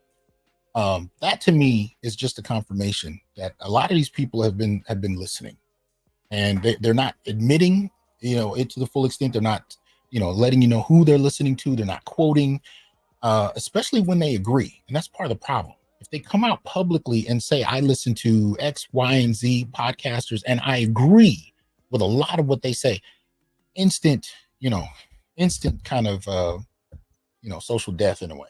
And they won't do that. But just how comfortable he was in saying red pill, to me, was an indication, yeah, these people are definitely listening. Now, in the past, I've kind of referred to Scott Galloway and Richard Reeves as kind of the politically correct manosphere. And I want to amend that. Because I don't think, even though he's a podcaster, I don't think these guys are really going out their way to jump out into what looks to be a manosphere type approach to dealing with male issues. I think what they're doing is almost kind of like a neo-male studies, and that's code for white male studies. But it's, because there's a liberal sentiment there where they do talk about men of color. They even talk about black males, but they'll usually tell you when they're talking about black males, which lets you know that a lot of the other time when they're talking about males, they're really, kind of referring to as a default category white males. And that is what it is. I'm not losing any sleep about it. They're white. I talk about black males that way. So I'm not, against it. I'm just pointing it out as a point of observation. But I do think it's kind of like a neo male studies thing that's going on with Richard Reeves, Scott Galloway, and the like. And they're trying to do this kind of centrist approach to dealing with black male issues from an academic standpoint, but they incorporate feminist elements, right? So as not to frustrate the women in regard to some of the issues they bring up. And this is where it kind of catches you off guard, because Scott even will drop some stuff that I'm like, that is dead on. And then he'll flip it and say some feminist shit that I'm like, that has no relationship to what we were talking about. But there's this clear kind of message, and Reeves does something similar. It kind of identifies them as not being a threat to women's agenda, to feminist agendas, so on and so forth. But to his statements about suicide and the kind of approach that we see in mainstream circles about addressing it, the idea, then I'll embellish on it a little bit here.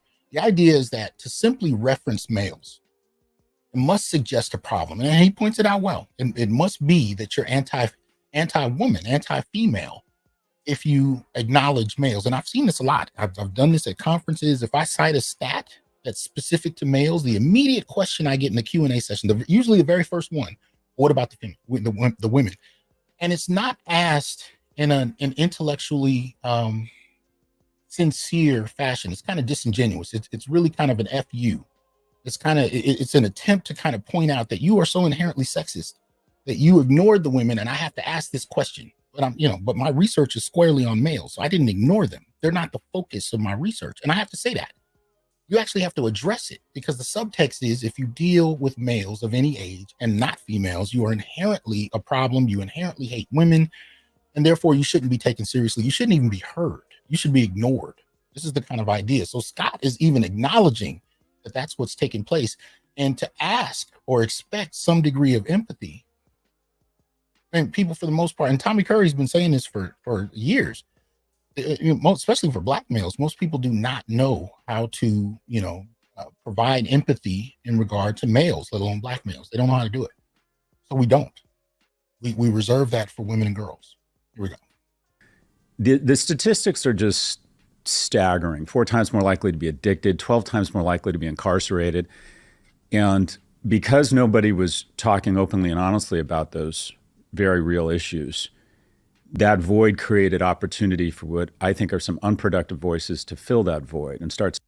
Now, usually, see, that's how they refer. That's how most people I hear in these mainstream circles start to refer to the manosphere. They'll say, these kind of offhand generic statements like undesirable voices, right? That's what I meant when I said, when they refer to the manosphere, they don't want to say manosphere. They say things like that, undesirable voices. And usually after that, you'll hear them say, Andrew Tate, Kevin Samuels, you know what I mean? They'll name a few people. Usually it goes hand in hand. Undesirable voices or some other type of generic statement, and then a few key figures, and then they ignore all the other voices. And the thing about it is, when it comes to most social spaces, most spaces where human beings come together to do any kind of project, including the manosphere, including the black manosphere, there's not a lot of uniformity on things. It's a lot of different voices, a lot of different ideas, ideologies, and beliefs, but they get lumped together simply on the basis of how people outside of that space feel about the space, and that determines the validity of the space. So there's that. But I do want to get to this statement by LXST in the comments, and I think he kills it. It's definitely dead on. What you have here with this kind of, what I'm referring to is this kind of neo white male studies, kind of project that's happening with some of these people. It's soft shoe male advocacy. I don't know how, my mouth is too dry. Advocacy. I just flipped that up. But it's soft shoe male advocacy, right? They're taking the coward's way out. It's not direct. They don't want to offend. They're trying to tap dance around what might make some uncomfortable. And often you don't get full-throated responses to questions and issues. You get this kind of this appeal to people's humanity, and sometimes it even goes further, especially when boys are the issue. And they'll make it a point to identify that they're talking about boys. And they do this on purpose, not just because the issues on the table are about boys, which is relevant, but more so they're almost trying to appeal to the mothers. They're trying to appeal to the sisters, the big sisters at that. They're trying to appeal to the family roles in relation to boys to milk some type of empathy and prevent, most particularly feminists, from taking offense at the very line of inquiry they're engaged in.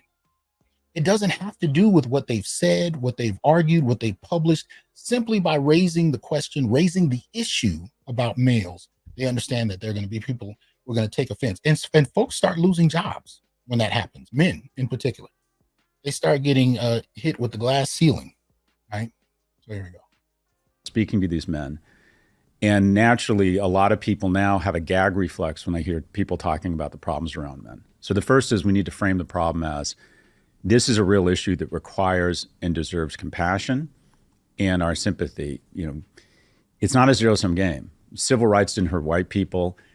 Gay marriage didn't in any way diminish heteronormative marriage. And so the first is to have a conversation that this is a group that's struggling, and to stop using terms like accountability and somehow blaming them for their own problems here. A 19-year-old male should not pay for the sins of his father or grandfather. Now, and my Yoda on this is Richard Reeves, but basically it comes down to kind of three things. The first is biological. Our prefrontal cortex does not mature as fast as a woman's. An 18-year-old woman from an executive function standpoint is like a 20-year-old male. So, or put another way, two seniors in high school applying to college, the woman is essentially competing against a 16-year-old. And see, I have problems with Galloway and Reeves, you know, their approaches to boys and girls and this developmental argument they have that, you know, boys are just so far behind. And you know, Reeves actually goes further and says that because of that, you know, boys should start school later. And you know, I've always been of the mind, and we put this in the black male political agenda. No, they just need to be in an environment that understands how boys learn. They're not stupid. They're not slow. They just need to learn in a different way, in a far more tactile way, far more interactive way, a far more a curriculum that understands the impact of testosterone. It doesn't make learning an impossibility. It means you learn differently.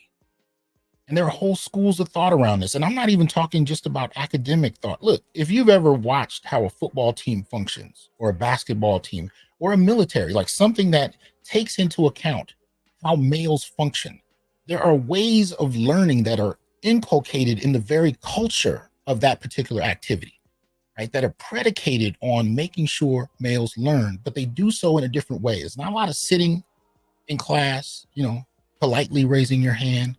Look, when I was on the basketball team in high school, our coach made us run till we threw up. And it was a ritual. He wouldn't stop until at least a couple people threw up. But I tell you this, by the time we got to the game and it's the fourth quarter and we were exhausted, if he called a play, you had body memory. You knew that play in and out. You couldn't forget that play if you tried. And when you really think about why that is, it's because you have these cultures, you have these practices that go on in male spaces that are based on how young men learn. They're based on it. It's not accident. It doesn't happen simply by coincidence. It's predicated on it, right? So if you have those things already, if you have those practices that are already built, then the question is, can you transition that into the classroom? And that's why you have the works of people like Kwanzaa Kunjufu, who've been saying this for years, you know, that there are ways that boys learn, and he has it down to the temperature, the ideal temperature in the room, the ideal amount of lighting in the room, how much activity they should be involved in the process of learning, what types of materials should they be reading, because reading is fundamental, especially for Black boys. Reading is the difference between engaging, you know, intellectual work and otherwise. Early reading is the critical difference. But if they're reading things that they're not interested in, you already lose them.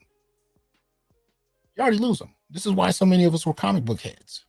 I'm a visual person. I was a visual artist most of my life. I needed something visual. I needed something action-based that kept my attention. But at the same time, the comic books I was reading had heavy vocabulary terms, man. It wasn't lightweight. They had heavy terms in there. And I would often go get a dictionary and look them up and come back to the comic. So by the time I got to class, sometimes I would drop words that my teacher would be, like, what the, this is a very smart young man. Oh, I read a lot of Hulk Spider-Man comic books, man. And then if I wanted to follow the story, I had to understand the terms that were being used. That's how you get boys to learn. That's one way. But instead, what I get from Reeves and Galloway is this kind of sensibility like, well, because boys are not girls and they're quote unquote not as developed, we need to kind of, no, you don't have to leave them in the waste bin. You teach them differently. This is why we advocate for all male schools, especially for Black boys, preferably with Black male teachers. But that's a whole other discussion. Here we go. That is, her prefrontal cortex had that executive function that he has. She had it at 16. So we're seeing double the number of women graduating from U.S. colleges as men because. Yep. Shout out to the spelling bee kids. I was one of them. Shout out to Indigo. Yep. Dictionary kids, spelling bee champ all through middle school. I wasn't champ, but I usually got down to the last 2 or so. But most of that was because I was reading comic books. So shout out to Indigo. He's pointing out some direct stuff that's on point. It's 60-40 ratio when they start, and then the ratio only gets worse because more men drop out. That still is an incredible on-ramp to influence and economic security. These men aren't getting on that on-ramp. So there's biological reasons. There's also, I think the education system is just biased against men.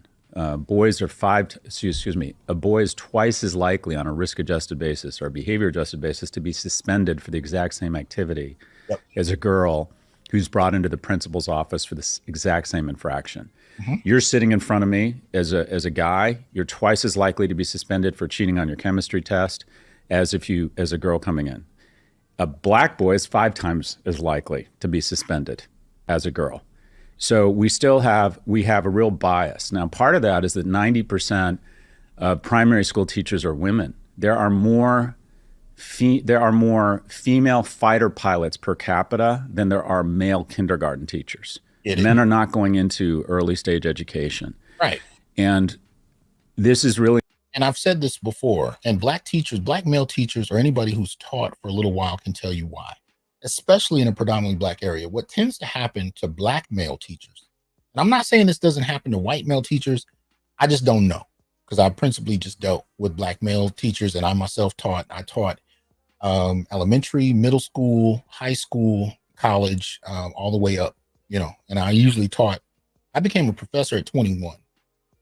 But that was only adjunct, so I only get like 1 class a semester. So in order to compensate, I taught in the Compton School District and things of that nature. I was teaching, and that was also when Sylvan came in. So it was a lot of mixing of where we taught and how we taught. But anyway, I worked in every level, right? Every level of teaching while teaching college at the same time. And I can tell you, in talking to other Black males, what would often happen to us is as soon as you got the job, most of the time the administration was mostly Black women. Higher level teachers, the teachers with seniority, the administrators would be Black women. And what would happen is they would take all the worst acting kids, mostly males, most particularly males. You rarely got females.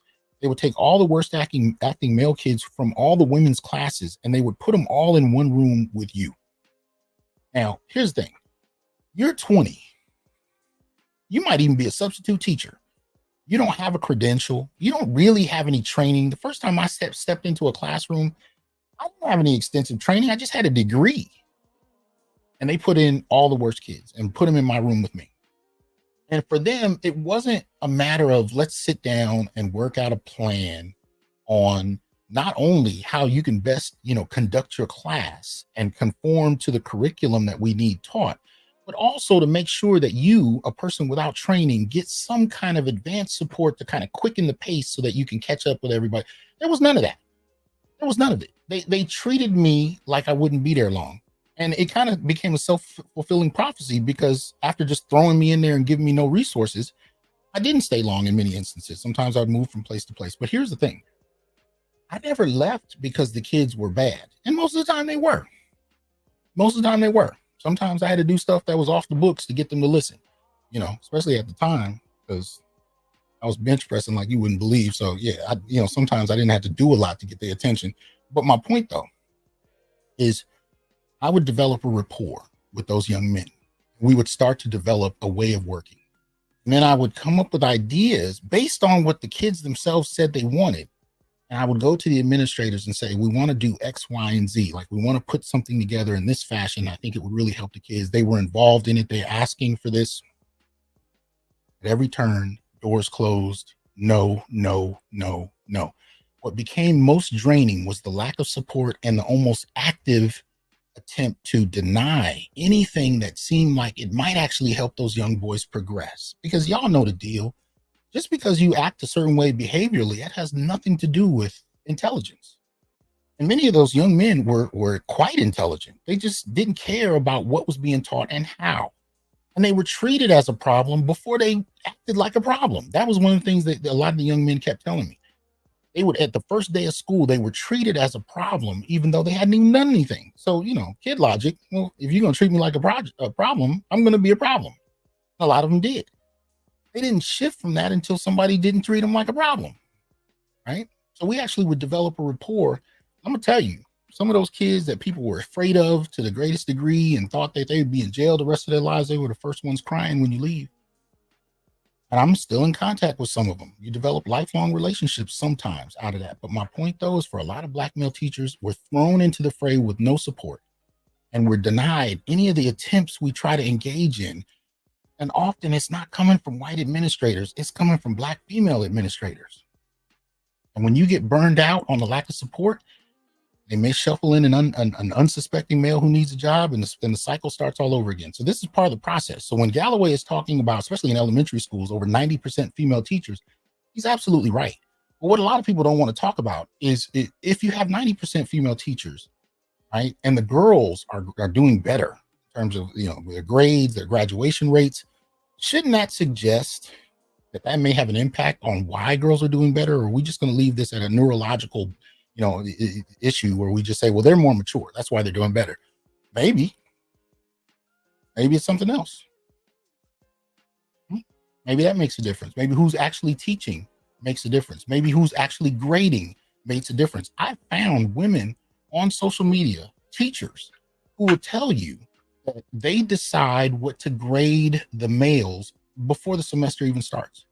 I've literally seen teachers, and I published this on Facebook like 5 years ago. It was a teacher who actually said, the way I come about this, I give the girls a grade in my head, and then I give the boys something 25% lower, regardless of performance. I know a professor, one who I was actually dating for a minute, and she told me her method for grading. She said she decides the grades before the semester starts. And she bases it on you know, what impression she gets from them when they walk in the room. And I was like, this is bullshit. Because at the same time, being a feminist, you can imagine what the gender divide of her grading actually was when it got down to brass tacks. But nobody could call her on it, right? Because she wouldn't admit to it in any other context. But this is often how this works. If you are part of the dominant group in question, there's going to be access. And even some of it on just a basic human level, because, you know, people can readily identify what they're familiar with. But if you're not part of the dominant group, you get treated differently.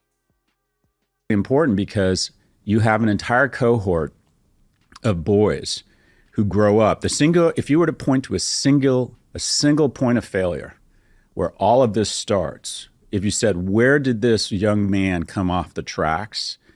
If you tried to identify one signal through all the noise, it would be the following. When the boy no longer has a male role model. And with incarceration, with male abandonment, and with a lack of teachers in primary school, you have an entire generation of young men who grow up having never had a male role model. And so a lack of male role models, an education system that is biased against them, and then I think economic policies, whether it's the outsourcing of manufacturing jobs, the transfer of wealth from young to old people. And you think, well, the fact that someone over the age of 70 is 72% wealthier than they were 40 years ago, and someone under the age of 40 is 24% less wealthy, that affects men and women. I think it's especially hard on men because I think men are still primarily evaluated in terms through the lens of their economic vitality. So they're biologically behind women, have an education system biased against them, and we have economic policies that have created a great deal of shame and rage. And the last point I would just say is, for the first time in Europe and America's history, a 30-year-old is not doing as well as his or her parents were at 30. And that creates just tremendous shame and rage. I mean, look at the housing market. The average age of a first-time home buyer is 47 now. In 1980, the average age of a first-time home buyer was 29. Yep. Young people have been sequestered from whatever you call, Although, now, you know what? I should have really gone through this and just pulled up a lot of black stats, but I didn't. So I apologize for that. I was running around. But anyway, obviously the numbers in the black community more than likely differ. But I get his overall point, especially in terms of home ownership. And he's right. I mean, even with me, I just bought a home a few years ago. I'm 49. So I'm around the age that he framed, that he was talking about. In my 20s, it was almost inconceivable that I'd be able to buy a house, especially when you come from a community with virtually no inherited wealth on an individual basis. So being able to save up $10,000 to buy a house, inconceivable. Anytime I saved up $500, I'd have a problem that popped up that cost exactly $500. If I saved $750, the engine would go out of the car and could take it to the mechanic. How much does this cost? $750.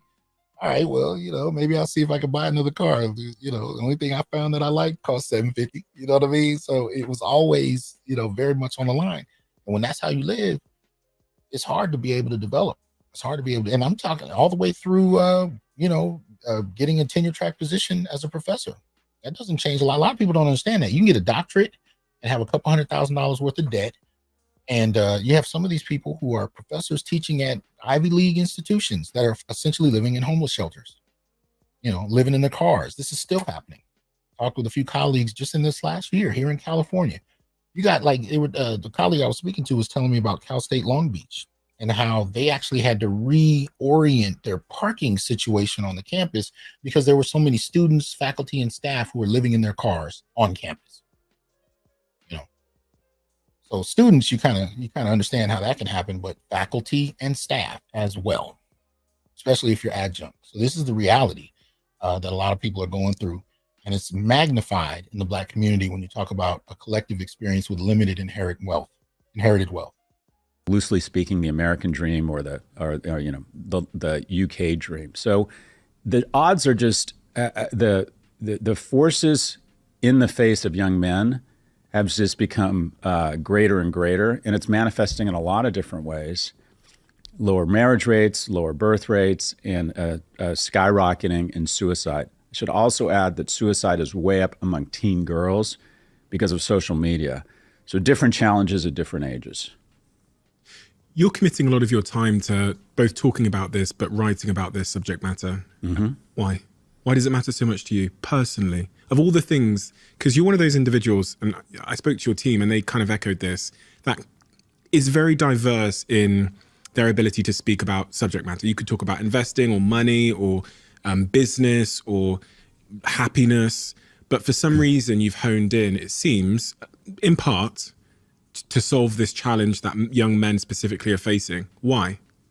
Why you? Well, did you have two parents? Yes. Okay, so I had a single mother. I was installing because I'm that guy. I'm that guy that as a kid didn't have a male role model. We were in what I affectionately call an upper lower middle class household. My mother lived and died a secretary. Mm-hmm. I just could have easily come off the tracks and almost did a few times.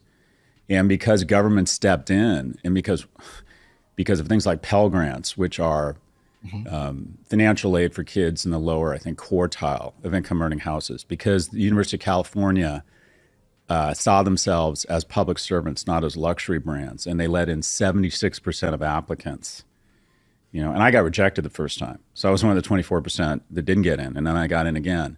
But the big hand of government lifted me up. And also I had a lot of strange men step in, a stockbroker, a baseball coach, a neighbor. I had all these wonderful men kind of step in and be. Now, this is where he and I part ways. We were together through a lot of what he said, right? Similar upbringing. My mother was often a secretary, did various jobs on that level, never made more than $31,000 a year, had two kids. What we would do, she would rent apartments in working to middle-class white neighborhoods so that we could go to public schools that had a better quality of education than the schools that were available to Black kids other than that, right? So that's kind of what she did. That was her method. We would get we live in apartment buildings, sometimes get a condo or rent a house from somebody if they'd allow it, and on a secretary's salary, and maybe depending on whether or not she had a boyfriend who would kick in, help, that kind of thing. That's how we lived.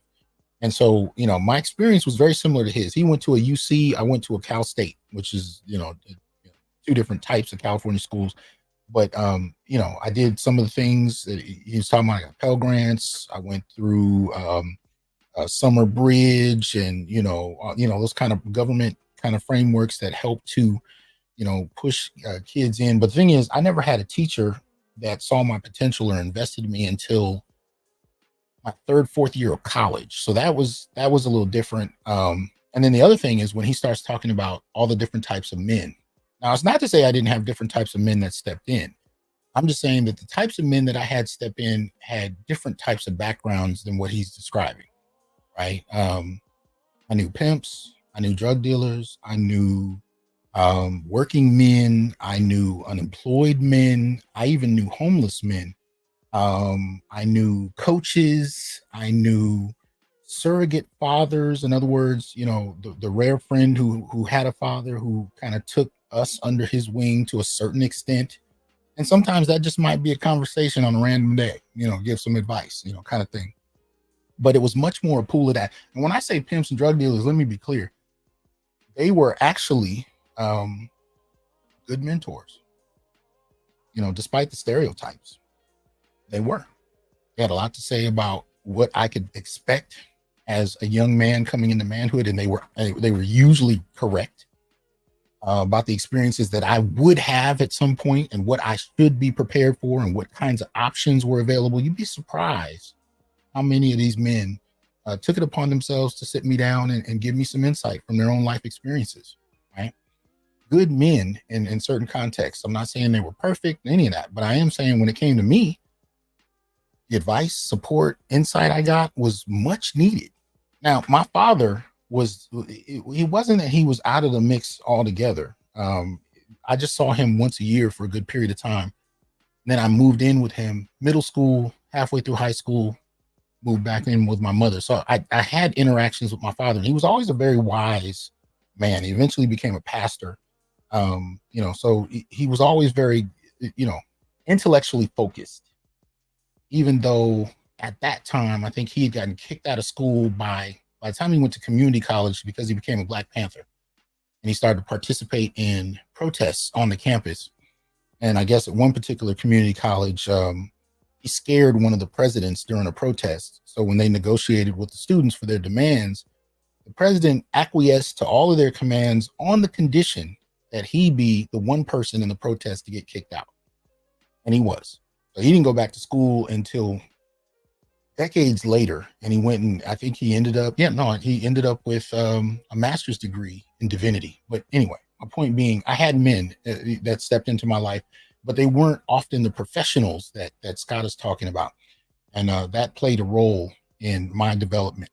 I became very concerned about people like myself that, were hanging on by their fingernails.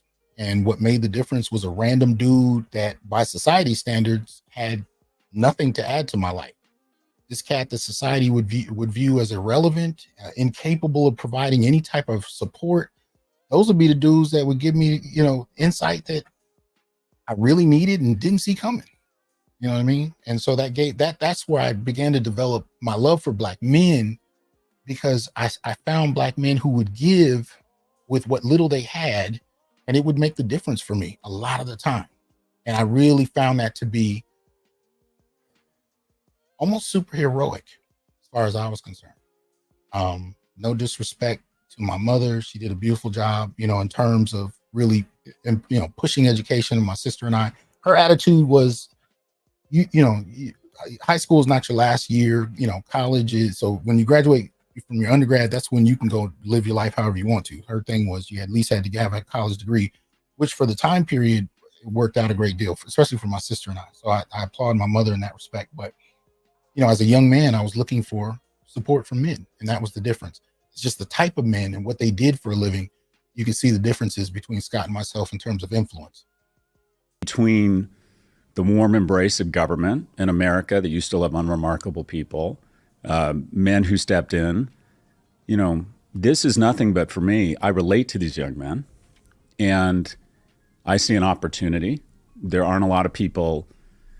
I just think the problem is so much greater than the emotion and the bandwidth and the resources being allocated to it. And it's just simply, you know, kind of a nod to the institutions and the men that helped me. So, and also, to be blunt, it's a commercial opportunity. It's a chance to talk about something it's a white space. It's so obvious. If you think of yourself as a thought leader, you want to be fearless and you want to move the needle on stuff. So this for me was just, you know, slowly but surely, you just look at the data and it all leads to one place. And that is young men have fallen further faster than any cohort in America and Europe. And it needs to be addressed and talked about. Okay, so real quick, Irvin Reed says, what is the least of us can do, and what is the least thing we all can do per generation? Oh, okay, 50s, 40s, 30s, 20s to affect change ASAP. Well, I think since I don't have a lot of time to delve into that, I would say the best thing you can do at each age is to provide somebody the benefit of your mentorship at whatever level you're at.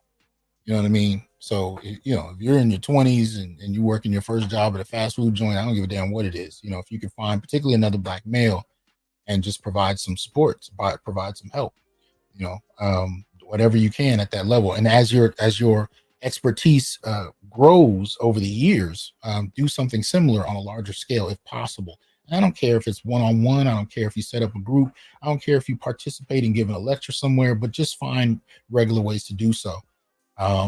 And sometimes just be creative, you know, best you can, but try to find a way to share your expertise with young men that you know aren't going to get it in any other way, right? Most particularly. And my model has been to find young men reminiscent of myself, right? That's why I teach at a Cal State. I wanted to teach at the same kind of school I went to because, you know, I know the line of difference between becoming a professor and dropping out was real thin. It was real thin. I mean, in some ways I don't, and I'm not saying where I'm at is some great thing, but I am saying it's a lot better than where I was headed in many different instances. And to be honest with you, it was nothing but grace. I mean, there was no program, there was no structure that was designed to prevent me from going there. It could have happened at any point in time, and it was just purely grace that it didn't. So participate in some way so that you can provide grace to someone else. Michael Johnson says, imagine Miss Salmon assigning Little Bear a poor grade based on how eloquent he swims. Teachers I've had growing up, teachers I've worked with, and even my kids' teachers have this mindset unless they have a cub too. Okay. All right, here we go.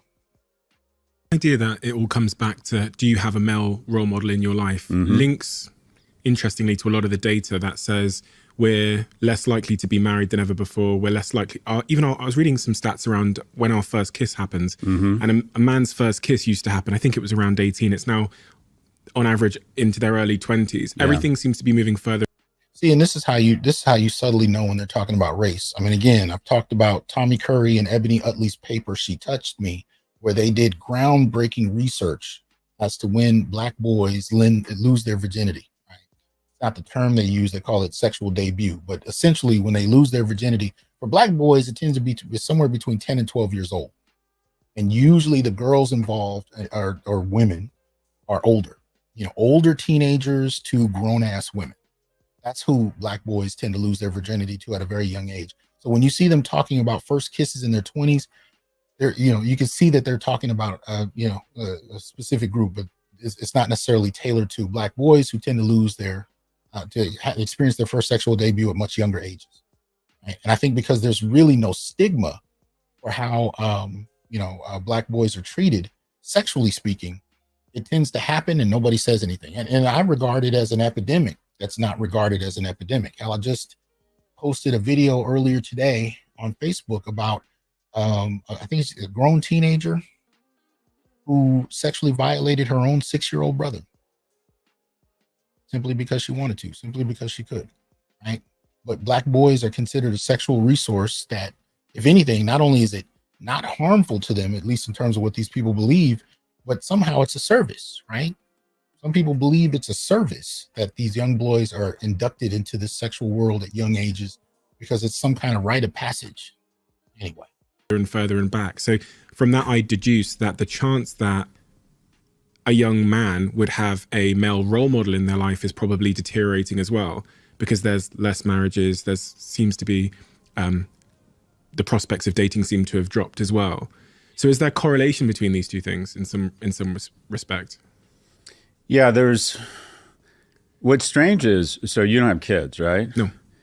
What's weird about raising kids now is that my mom was worried about me getting into too much trouble. I think what's fairly common now among parents is we're worried our kids aren't going to get into enough trouble. And that is, we see the power of unsupervised play. We see the power of maybe sneaking into a movie and getting caught. You know, we see just that it's important that at some point kids are going to experiment with alcohol and drugs, and kind of better they ease into it as opposed to never do anything and then end up at college their freshman year and just can't handle the onslaught of it. So, I think that there's something about the concierge and bulldozer parenting where we use so many sanitary wipes. There's racial difference here as well. I mean, for the most part, the thing about it is when you talk about the punishment, particularly for boys behind errant behavior, Black boys do not have the luxury of assuming that they'll be able to mess up and still get an opportunity to get back on track. I mean, there are fewer chances. So this kind of idea that, they should be able to get into some trouble. Well, it sounds nice, but when you actually look at how Black boys are treated, how Black men are treated for that matter, it's not a luxury that you get to assume when you're raising a Black boy. For the most part, and this is with Black male and female parents, a lot of the time we try and keep our kids out of as much trouble as possible because the blowback is too extreme, and it can impact them for far too much of their lives behind just childhood decisions. I get where he's coming from. He's an older Gen X cat. I get it. I know what he's talking about. He's probably about a decade on me. The older Gen X cat, and I know what he's talking about in terms of getting in a little bit of trouble. But the problem is there's no guarantee that the different groups of men, especially if you're talking about Black and Native American men, are going to be able to survive the mistakes that a kid makes. The penalty can sometimes be way too big for that. Now, white guys, they can do stuff, they can mess up, get another chance. Not everybody has that. And if everybody had it, I would agree with him. But if the cost is too great, if my son can't progress because of a mistake he made at 12 years old, if you have Black boys that are being sent to special ed by kindergarten, not because of any kind of developmental issues, but simply on the basis of behavior, and a lot of that is just teachers not really even knowing how to engage them, then it's going to be a problem. There's going to be a problem where those boys are going to suffer in a way that others don't. My son was like that as well in daycare until I took him to an all-Black daycare. And the staff were all Black women. In fact, they were Black women in the Nation of Islam. I never got one disciplinary phone call once I got him there. They looked like his mama, who had just passed, by the way. So I'm sure that played a role as well. But even beyond that, they looked like his mama. And more importantly, they saw him as a son figure. They didn't see him. I'm not saying this is all daycares or all Black female run daycares. I'm not saying that. I am saying for the one that I was blessed to find, they saw him as a son. Whereas when he went to school in this mixed area I'm in, they didn't see him as a son. They saw him as a problem. So 2 weeks into daycare, they wanted to send him into special ed, even though he was reading full Harry Potter books on his own. Didn't matter. He was a problem. Until I stepped in the room, then he was military quiet. But when I was gone, he was a problem until he found teachers that saw him as a human being. So again, the luxury is not always there. And I think it's a bit of an assumption that kids can kind of bounce back like white kids, but society doesn't give them the same kind of chances. And I think he's kind of overlooking that here. In a kid's life that they don't develop their own immunities. 40% of Harvard's incoming freshman class are virgins. And I worry that, I mean, this is going to sound strange. We have too little teen pregnancy. What do I mean by that?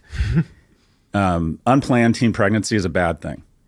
But we have had such dramatic falls in that and drunk driving accidents, which is great. But what it signals, quite frankly, is that kids are so overprogrammed and have such a lack of socialization now. The number of high school teenagers that sees their friends every day has been cut in half, that we're slowly but surely sequestering from each other. And when we do that, we become less mammalia. We're mammals. We're literally, if you have dogs are happiest when they're lying on top of you. The worst thing you can do to a dog is leave it alone all day. And what we're doing to young people is they are leaving others and themselves alone all day. We're separating from each other. We're becoming less social. And there's a group of men who aren't received well at school, don't find a source of pride. Auto shop, metal shop, wood shop's gone away. They go online to date. The majority of them get rejected. If you're average attractiveness in online dating, you have to swipe right 200 times to get a single coffee. If you set up 5 coffees, you'll get 1 will actually show up. 4 of the 5 will ghost you and decide later on they don't actually want to meet up. So a young man of average attractiveness in online dating has to swipe right 1,000 times. So he gets validation for 1 coffee. He gets validation that he has no worth to the other sex. He loses confidence. He starts engaging with people because he has less opportunities for random encounters. This is, again, different in the Black community. When I talk to young men, even as young as elementary school aged, 4th, 5th grade, they socialize with girls. Many of them are starting to withdraw from that, not simply because we just have this culture of isolation. It's a choice. And it's interesting to hear this from 5th and 6th graders, 7th graders who are saying the girls are hostile. And again, we're talking about Black girls in particular, and this is not a biological argument. Much of the time, this has to do with what they've seen modeled, right?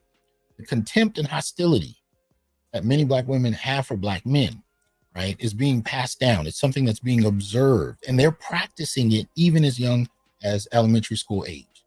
In schools, this has already been happening. So these young men are reporting at very young ages that they don't really, the engagement with Black girls in the school there's not as much camaraderie as one would think, simply on the basis of how the culture replicates itself, even with the kids, right? So what he's talking about in terms of boys withdrawing, there is that. I'm not saying that's not happening.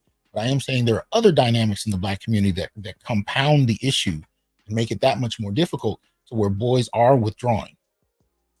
Has to develop those skills. And slowly but surely he sequesters from society. And at some point, he just is not really savable. He just never develops those skills around friendship or romantic relationships. In the United States, 1 in 7 men doesn't have a single friend. 1 in 4 can't name a best friend. In addition, marriage has become now a luxury item. If you're in the upper quartile of income-earning households, there's a 3 in 4 chance you're going to get married. If you're in the lower quartile, the lowest quartile, there's a 3 in 4 chance you will never get married. So we have a group of the most dangerous person in the world. We're producing millions of them, and that is a lonely, young, broke male. Yeah, but he's also underestimating these young men's capacity as well. Even, again, in K through 12, they're watching what marriage looks like. They're watching what interaction looks like. Even in the small percentage or the smaller percentage of marriages in the Black community, these kids are still witnessing, right, how this goes. And I think young men get this at a younger age. Young Black men may get it at a younger age than other groups of young men, where they see what divorce does, right? It's one thing if you get a divorce and you're an $80,000 a year plus earner. It's another thing when you get divorced and you're a $30,000 a year earner. It can have a whole different impact on your options, your access, and when you get enough young men that witness this, in our community, divorce is almost like it's damn near inevitable. Again, when you talk about women initiating somewhere between 70 to 80% of divorces, that's a ridiculously high number, ridiculously high. And young men are recognizing that it's not worth it. And I think spaces like this that are having those discussions are accelerating these young men's understanding of it, because we obviously didn't have internet, we didn't have manosphere, we didn't have black male studies, we didn't have any of that coming up. We witnessed it on a case-by-case basis. But now you got a collective space where men are comparing notes, comparing stories, sharing data, sharing research, and the discussions are evolving men faster in terms of what's going on in society, especially when it's empirically based. And if you're able to witness, you know, how few people actually marry, in contrast to how much people actually divorce, particularly initiated by women, and that second and third marriages are even worse, statistically speaking. These young people are not ignorant to this. I mean, we're in the information age. They're getting information whether you want them to or not, and they're getting it faster than we've ever gotten in human history. So they're understanding this, and I think he's underestimating that in a way and not including that in this part of the analysis. But let's see what he continues to say. And just bridging into AI, I think the biggest danger in AI, that people are worried about it becoming sentient. I don't buy any of that. Or super weapons. I think that's a problem, but we've managed through those things, bioweapons, et cetera, before. I think the biggest problem that AI presents is that big tech presents a series of low-calorie, low-risk entry points into what feels like a reasonable facsimile of a relationship. I think I'm making friends online. No, but you're not really experiencing friendship. I think I'm in a relationship with somebody. Well, are you really? I'm learning. You know, I don't think it's as clear-cut as that. And I'm not talking about intimate relationships with women, but again, observing, like I look at my son's friend group, right? So I would say they stopped playing outside around fourth grade. What he started to do from there is develop a series of friendships online through gaming. And this is where it got interesting to me. You know, first I was very afraid of it, very worried about it. He was getting ideas that I didn't get to vet that were a bit of a problem. So I will admit that existed. But here's the twist. So he's in his first year of college. He's going to come home in a couple weeks and stay the summer. So it's, you know, I'm looking forward to that, right? But the difficulty of navigating his first year was kind of dealt with because the same friend base that he's been playing with via video games since the fourth grade, he's still in almost daily contact with. So they're a mobile friend base. There's not a lot of in-person engagement. They've only gotten together a couple of times, you know, but for the most part, they've been online with each other for so long that that's become a base for support that he takes with him everywhere he goes. So he's in college in an uncomfortable new space. He's not the most sociable kid in the world. He gets that from me, a bit antisocial, right? But no matter how long it takes for him to build relationships in person, he's carrying with him this friend base that he continues to play with on a day-to-day basis. And they're having conversations outside of the game and sharing all kinds of information and laughing and whatnot. And he gets to take that with him wherever he went. So I think that there are things that younger generations are doing with technology that differ. And much of the time, I think older generations don't understand how effective it can be, even if it's not the best option. But if it's a useful option, we often don't appreciate it to the degree we need to. Shout out to Salty Balls. What's good with you, man? All right, here we go. Appreciate that support. Learning. No, you're not. You're gambling on Coinbase or Robinhood. And rather than endure the rejection and try and develop the skills and make the effort, and it is an effort and involves rejection of going out into the physical world and revealing yourself as someone who would like to be friends with another man, express romantic interest, take those risks. We're developing these digital analogs of life that create low entry, low risk relationships.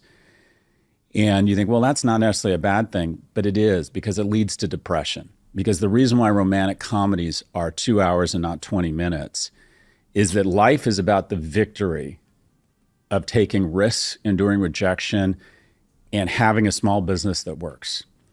About approaching someone and getting the interview, cold emailing someone and getting a coffee, and quite frankly, pursuing someone and developing the skills and deciding to put on a clean shirt and maybe shower more often and maybe hit the gym every once in a while and maybe text when you're not sure how this person feels about you, and figure out a way to interact with someone around the nuance and develop the skills around human sexuality such that you can develop a relationship. That is the victory. That's the payoff after the 2 hours. Yeah, I respectfully disagree. I do think those things are still happening, even though they're being facilitated through technology. They're still happening. However, I think the difference is you actually have males who are reflecting on whether or not, these are the spaces they want to engage that in. And I do think, you actually have some who are interested in one day becoming passport bros, one day becoming able to meet somebody. And as a matter of fact, through technology, I'm meeting young men who are in conversation with women in the Philippines through technology, right? So they're already engaging in international behavior, and they're reassessing the value of the face-to-face when the options in your immediate environment are not ideal. So again, do we just dismiss all of it because it doesn't look like what it did 30 years ago? Or do we look at it and say, are there opportunities for them to reinterpret the dynamics that are important? And are they already doing so? Because culturally speaking, in a particular group of people, whenever something is missing, people will attempt to recreate it or adapt something to replace it, institutionally speaking, within a given community. I do think that that's happening. I just think it's happening along lines that we're not familiar with. And we don't recognize that some of the things that are taking place are not necessarily bad. They're different. And they're going to yield results we've never seen before because they're based on actions and behaviors that we've never seen before. But I don't think it's all necessarily going to be a negative, because I do think some of these young men are being strategic. And they are recognizing that it's not always worth the sacrifice. And fewer men are engaging in those risks and that victory. And I think that AI, in combination with sex bots, is going to create an industry where men start having relationships with algorithms and dolls. Supposedly the sex bot industry is going to be bigger than the domestic box office receipts of all movie theaters in the US within 5 to 6 years. So we're going to have men having relationships with machines and dolls as opposed to other humans. And I think it creates a level of depression. I think her should be required watching for every teen male. And I think every teenager in high school should have a course as part of health on mating dynamics, where they teach especially young men that approaching a woman and expressing romantic interest while making her feel safe is a skill, and there's nothing wrong with that. This is part of the problem too. And this goes back to previous generations, Gen X, boomers. All of this emphasis on dating and pursuing and whatnot was always framed along what benefited her, right? What made her comfortable. There was never very much conversation about what she needed to do in the participation of that, right? The social dynamic that was created, the emphasis was all on what he needs to do to make her feel a certain kind of way. And because women weren't really given any kind of framework around their behavior, I think many became very entitled and felt that they didn't have to do anything at all. But I would argue that what women traditionally did was relevant and incredibly important, albeit nuanced, right? Making yourself available to be approached, for example, being willing to find ways to demonstrate that you're not hostile, especially if you're traveling in a pack of girls. And that was even a problem when I was a kid, right? Approaching a pack, you were going to get attacked by the whole group. And the rare dude with confidence and who had a mouthpiece might be able to navigate all of that and get to the one girl he was interested in. But at that age, not a lot of us had all of that, right? I had it sometimes, other times I didn't. But my point here is that the emphasis on what boys need to do without the accompanying emphasis on women's roles and how young men and women end up interacting is far too much placed on the boys with not enough placed on the girls. I was talking to a good friend of mine the other night. We had this conversation where he was talking about how he didn't like the men that were approaching his daughter. And, I was like, brother, with all due respect, the problem is also that your daughter is not very feminine. She's not learned to be very feminine. She's very masculine in her presentation. Well, masculine women don't attract the type of masculinity we ideally want to see with women, especially if you're a girl dad. You want to see a dude who wants to take care of your daughter. But if she's masculine, she's not attracting that. In other words, we can debate and disagree about what girls need to learn and how they need to present themselves. But if they're not getting any feedback except for the men need to be the ones to approach you, and you need to sit back and decide if he's worth your time, that dynamic is outdated and it doesn't work. This one-way accountability as far as dating and the social expectations around what males are supposed to do to qualify themselves for females that don't seem to believe they have to do anything It does not work as a model. And it's another reason why young men are checking out. All the emphasis is on what they haven't done, and there's very little emphasis on what girls need to do to meet the balance. And even something as simple as, especially in the Black community, as being nice changes everything. But you can't even qualify for that. I mean, we all saw the discussion, if you were listening to Kevin Samuels a couple of years ago, about just something as simple as smiling, right? When women found it too much to do to smile. Well, how does that dynamic work? Where he has to figure out and divine from a woman he's never met before how to make her feel comfortable and please her, give her a line she's never heard before, make her laugh. He's got to do all of this, and she doesn't even have to smile. That doesn't work. You've got to address how different the girls are in the last 50 to 70 years, and you can't just make it about the boys, especially in this post-Me Too era. In an era where an accusation can disrupt your entire career, even your academic career, even while you're still a student, you've got to do far better than teach the boys game. No, you have actually got to teach the girls what their range of behavior options are and how to conduct themselves and how to relate to men. Some girls don't realize that a guy coming up to them and saying, hello, my name is such and such, can I get your phone number or can I get your Instagram or whatever? It's not a hostile gesture. You'd be surprised how young girls will interpret male interaction. And, again, these are my students. I listen to them and I'm like, where the hell did you get that conclusion from that? Well, I just figured, I'm telling you, it's not just a boys' issue. And at the end game, a relationship, a partner, a romantic partner is one of the keys to a happy life. And I think most studies bear that out. And we are sequestering, for a variety of reasons, men from the opportunities to have those relationships. And it also impacts women. But what we're seeing with women is 2 in 3 under the age of 30 have a boyfriend. Only 1 in 3 men have a girlfriend because women are dating older. They want more economically and emotionally viable men. On the point of sex bots, it's almost impossible for me to see how that doesn't become a huge part of male dating. I was speaking to Mustafa Solomon, who was one of the co-founders of... I know Mustafa. Yeah. One of the co-founders of DeepMind, which sold to Google. And in his new book, The Coming Wave, he talks about how all of these breakthroughs in technology, one of which is AI, one of which is robotics, is going to sort of intersect with the ability to have literally someone in your house who can not only clean your house and do the dishes and make your lunch, but also can love you. Mm-hmm. In whatever artificial form that love comes. They can agree with everything you say, they can encourage you, and they can have sex with you. Mm-hmm. And dare I say, and I'm sure this might be clipped by somebody, there is a certain cohort of men who would rather choose that than nothing. And look, stop acting like this is some extreme situation you've never heard of before. It wasn't long ago that a bottle of lotion and a freaking magazine was enough for a lot. So when you start talking about AI and something loving you back, it's not a surprise that would be an impact, that would have an impact on young men. It took far less in previous generations. I mean, shit, I came from the generation where most of the dudes I know, if they had any pornography, it was something they found on the street somewhere. Had the same magazine for however long it was until they found another one. And that sufficed for a lot of them.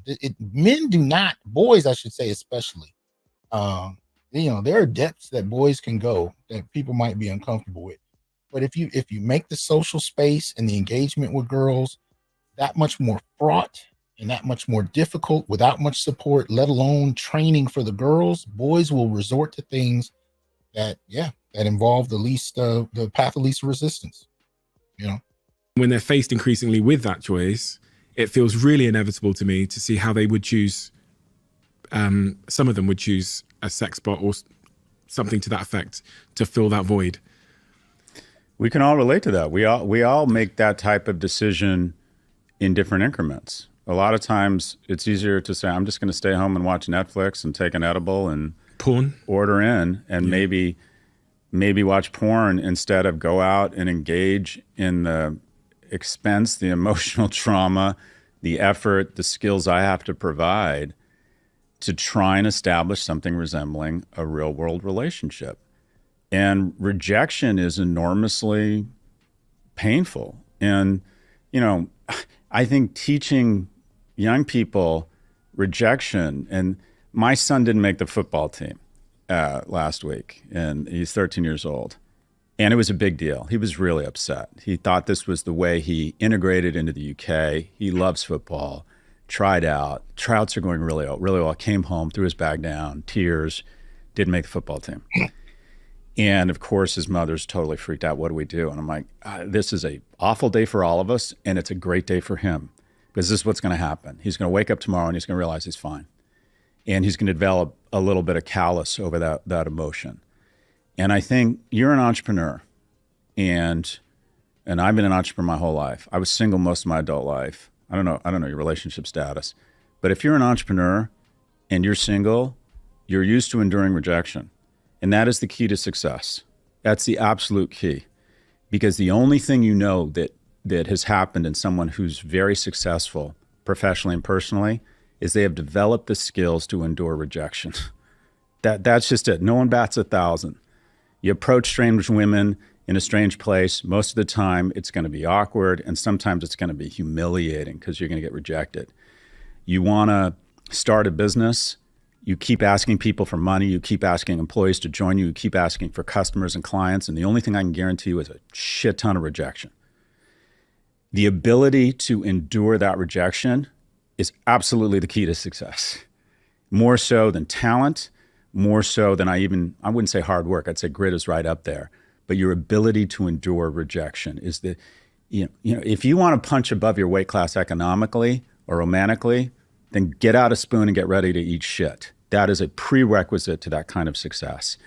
And technology is enabling people to say, well, why subject yourself to that risk? You can engage in something that feels sort of similar without any risk at all.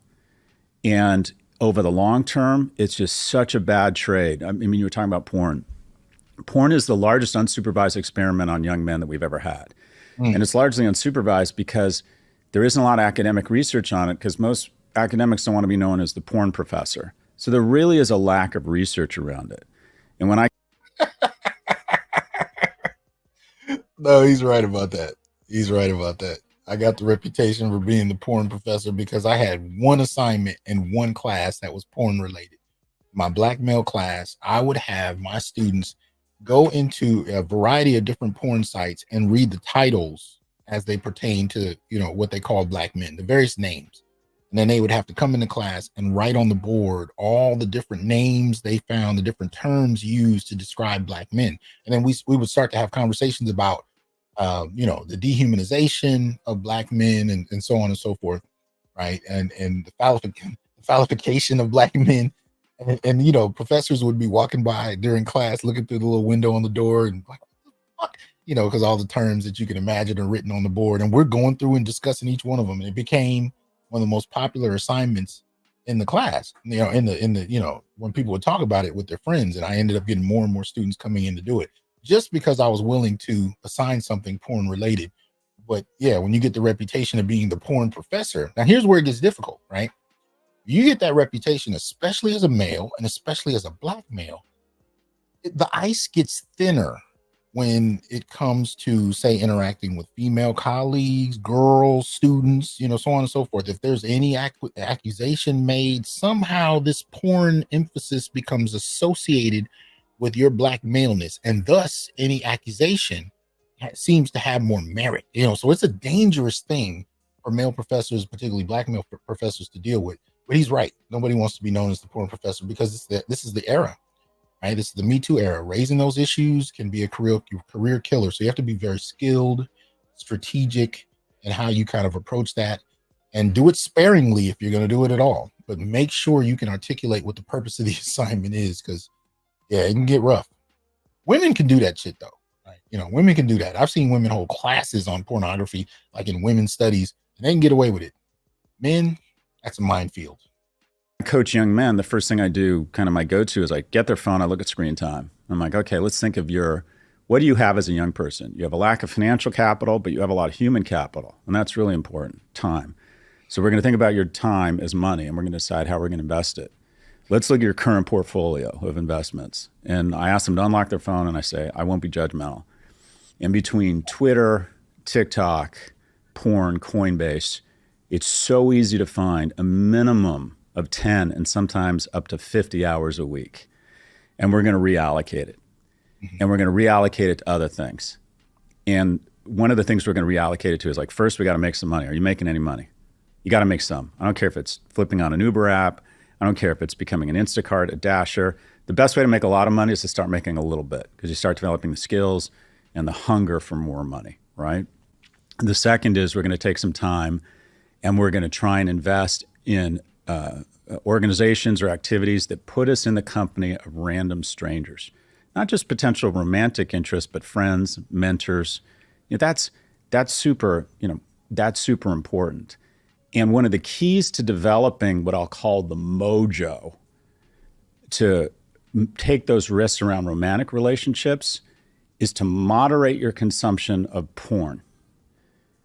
One of the only reasons I graduated from UCLA was because one of my motivations for going to class was not only that I wanted to learn, not only that I needed to learn to graduate, I was a terrible student, but the prospect of potentially meeting a woman who I could take to one of my fraternity parties or that ultimately might be interested in me romantically and sexually.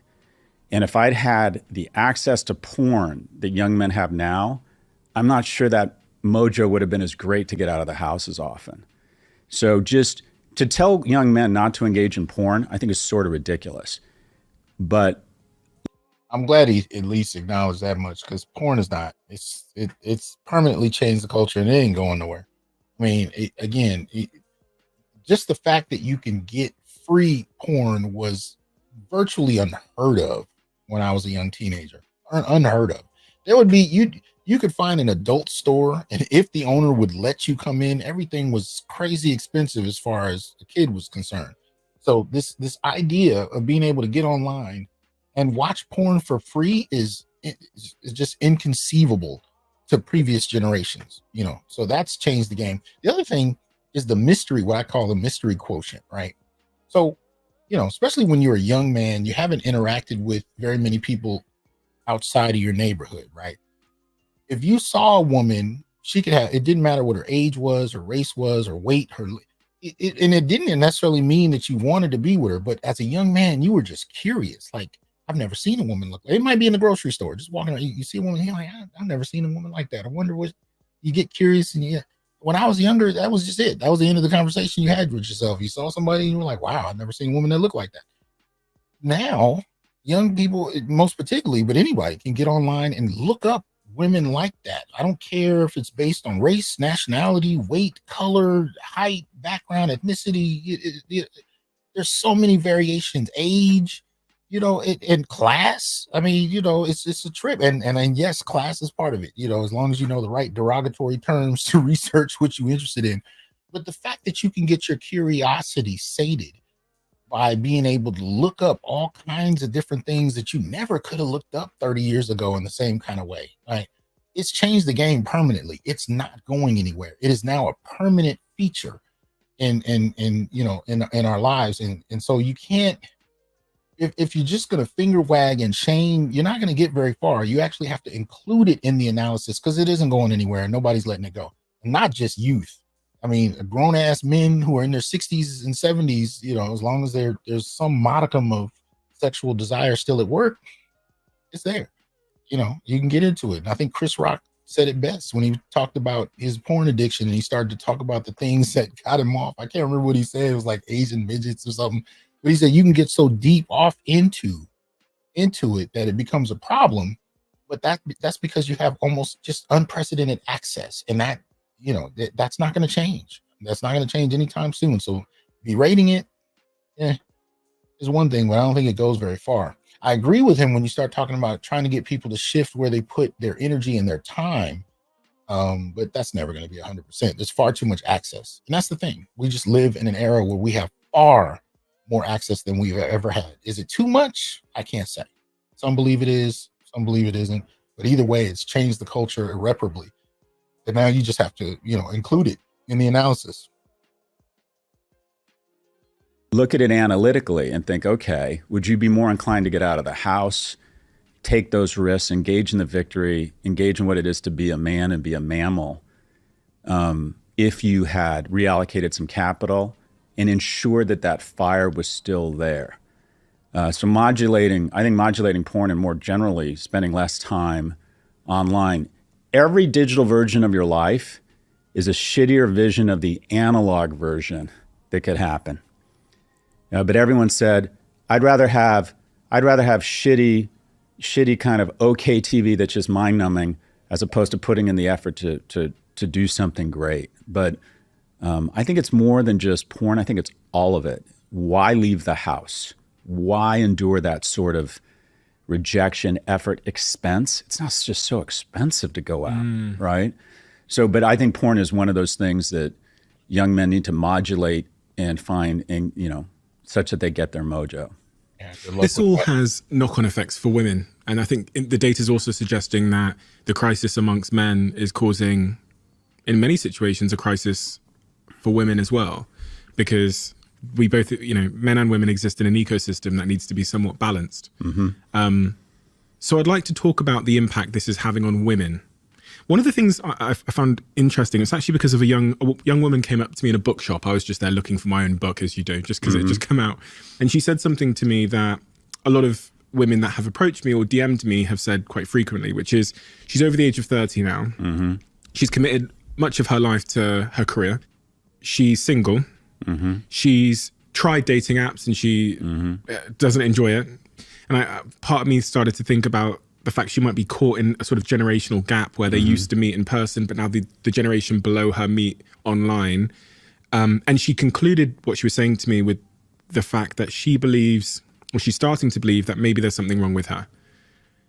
See, notice how they slipped the gynocentrism into the discourse, right? So from what I understand, Galloway's work is centered on boys and men. You're coming in with questions about how women are experiencing the dating market. Where are we not hearing about women's frustrations with the dating market? Where are we not hearing it? We're hearing it everywhere. But one of the things I don't hear now, I do hear about men and dating, but the interesting thing is it's coming from how women are summarizing men's experiences, or how men who are framing their discussions around dialoguing with women. But I rarely hear men straight up in mainstream spaces talking unapologetically about their dating experiences. That's not what we're getting. And so when you have that kind of framework in place where it tends to be, whether it's overtly so or subversively, just lean toward women's experiences and interests and concerns and frustrations, again, I think you're subtly communicating that boys and men's experiences are just not as relevant. Because she's over the age of 30, she's single, she can't find a partner. She told me she's never had a boyfriend. She's killing it in her career. And she was in that bookshop looking for advice from a book. And I feel compelled, because I know she listens to this podcast, to ask as many people as I can the question to find an answer for her, because there's someone very close to me in my life who I literally text when I left the bookshop, and I said, I've just met you in the bookshop. Every sentence that woman said to me in the bookshop is the exact word for word, even like I've tried going to the gym and that's not working, is the same as a close friend in my life, one of my best friends, has said to me as well. And there's not just one in my personal life, there's 3 or 4. I never understood why this whole gym issue was so confusing for women. I was thinking about it this morning. I'm in the gym, I'm watching, people work out, and then it hits me as I'm watching. And I'm just, what do you call it? What's it called? People watching, right? That's it. I'm not really invested in any one person or not, but I'm just kind of sitting there, just people watching, taking breaks between my sets. And it hit me. Wait, you got to be careful where your eyes fall. You can lose your membership because somebody decides to accuse you of staring at them for too long, right? And then I started watching the men in terms of where they place their eyes, their head movement. And I really started to kind of examine it. And I noticed that they were very adept at not looking at the women in question. And mind you, and y'all know this, these women are half naked all the time. Everything you want to see is right there to be seen. And they're doing unnecessary movements that don't correspond with any workout I've ever fucking seen in my life. But, so you just get all of this in your face. And I'm watching how the men have adapted to it, which is, basically to ignore it, at least perceptibly, because the repercussions are too great. So when I hear women saying, well, I go to the gym and I can't find anybody to date, I'm like, why are you surprised? Why is that a surprising thing for you? Do you not understand how exactly, women's protests, women's engagement in protesting male behavior in general has changed how men adapt and relate to women altogether, especially in public spaces? In the workplace, it's the same kind of thing. There used to be a time where people actually found dating options and even marital options through the workplace. You wondering why men have withdrawn from social interaction at work, for the large, hey, it's the same reason it's happening in the gym. It's what you asked for. And men are responding because the blowback is too great. It costs too much. I didn't go to school for 20 years to lose my entire career because somebody was upset that she didn't like how I said hello, or she thought I was staring at her. It's the risk is too great. So it's funny to me. I'm like, how exactly are you not understanding why men are not approaching you at the gym or at work? Y'all have made both of those areas a complete minefield. So this is what happens when you make it a minefield. And it's particularly frustrating for men when you know that the line between what's considered offensive and acceptable really just depends on what she likes. And that's a toss-up. You're looking at a woman you ain't never seen before in your life. What she likes, what you don't like, you're rolling the dice. Even with an innocent hello, how are you? Can I get your number? That's offensive or acceptable solely based on whether she likes what she sees, or she likes the vibe or whatever. That's a fucking mystery, right? So it's not for many worth the rolling of the dice. So we withdraw. Now you mad? Okay. Well, we all know women. I'm sure this happens to you all the time. Really interesting, high character, successful, attractive women, usually in their 30s, sometimes in their 40s, who will say, I can't find anyone to date. And it's not that they can't find anyone to date. It's that they can't find anyone they want to date. Yeah, he's right. And there's some dynamics here. The first is... Can I just interject to validate your point there? She also said to me, I'm not willing to drop my standards. Well, and it's like Warren Buffett said, the key to a healthy marriage is low expectations. What's happening is, and I think his name's Chris Williams. He kind of reminds me of you. He's this handsome young podcaster who's blowing by all us old guys. Do you know Chris? Yeah, I know Chris. Anyways, he does a fantastic job, and I've learned a lot from him. But he calls it the high heels effect. And that is every year for the last 50 years, women have become better educated and they're making more money. In urban centers, they've now, under the age of 30, blown by. They're now making more money. More single women in the U.S. own houses than single men. They're getting taller every year. And the reason he uses height is that 50% of women say they won't date a guy shorter than them. It's probably more like 80%. And even if they're not cognizant of it, just anthropologically, subconsciously, they're just usually not attracted to men shorter than them because they have something telling them that this individual is less likely to be able to physically protect you. So you're just at a disadvantage from a height standpoint. Now, metaphorically, women are getting taller every year and men are getting shorter, right? Men mate socioeconomically horizontally and down, women horizontally and up. But when the pool of men who are socioeconomically senior to women, it just means that the quote unquote pool of viable mates for women is going down every year. And women have been told they can have it all. And what I found is you can't have it all. Or let me put it this way, you can have it all, you just can't have it all at once. And that to focus on their careers, which, by the way, I think is a good thing. I think but the funny thing about it is, they really believe this is a one-way street, right? Women are really grappling with this issue of quote unquote settling. And it's funny because it never seems to enter their minds that the men have to settle for them. What he said was so appropriate and so accurate. You can have it all, just not all at once. In other words, every woman you deal with may have one attribute or two you like, and then a number of others that you don't. It doesn't seem to dawn on women that men have to endure them not having the variety of attributes that they like. They seem to think it's just a one-way dynamic where women have to tolerate men that are quote unquote beneath them. And it seem to cross their mind that men are looking at them the same way. Like, yeah, it's cool, we dating, but you're not exactly everything I was looking for either.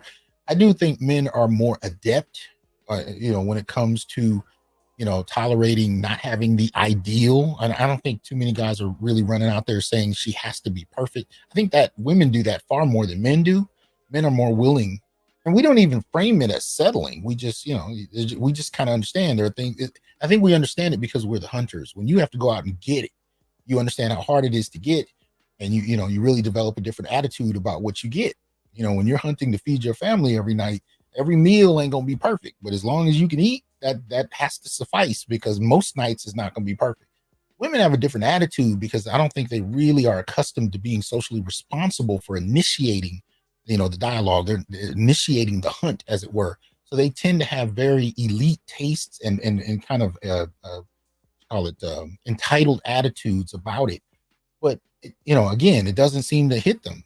He's tolerating, your foibles, your inabilities, your lack of certain qualities every bit as much as you are. He just has a different attitude about it. So, but I think some people believe that they actually don't have any drawbacks of significance, and that they are fundamentally better than the men that they're dealing with, and they just have to tolerate these unrefined men. It just, I'm just looking at you like, anyway.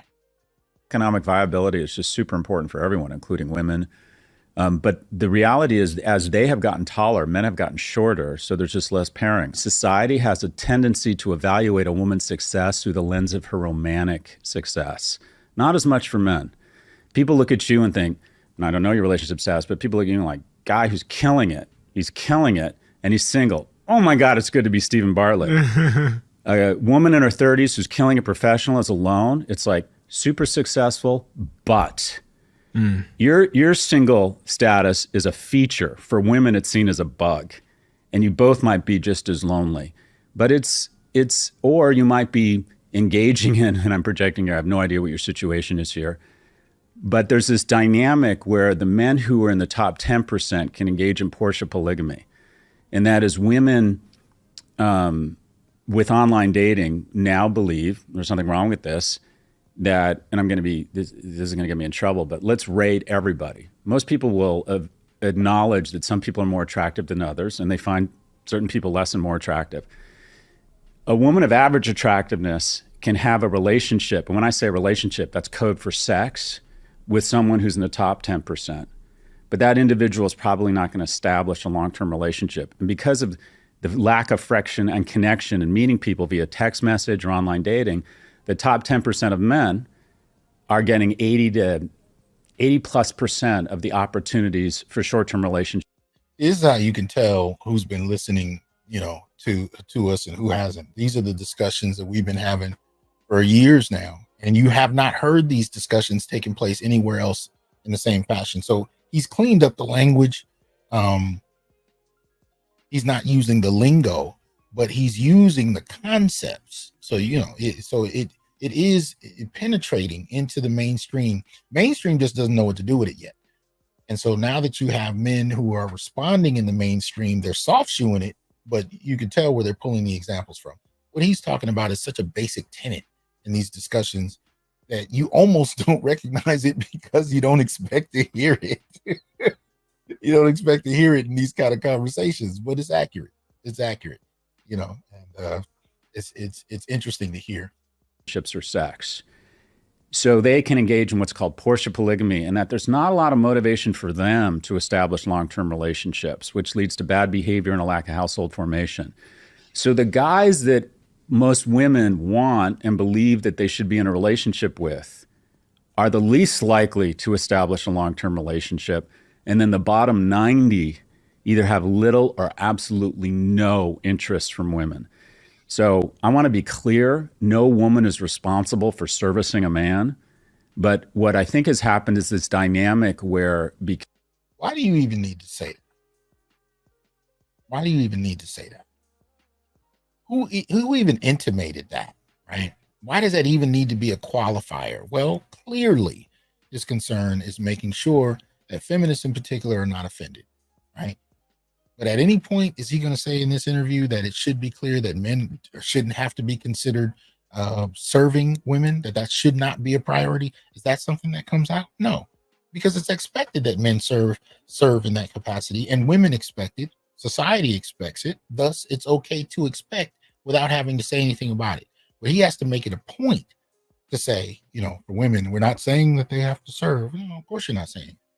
But the expectation is that the men do have to serve.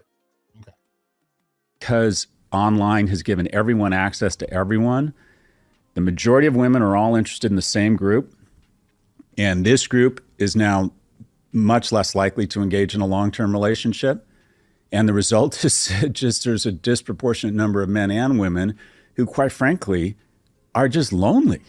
But men have a tendency, when they don't have a romantic relationship, to not only not have that romantic relationship, but then they have fewer friends. They go out less. They're less professionally successful.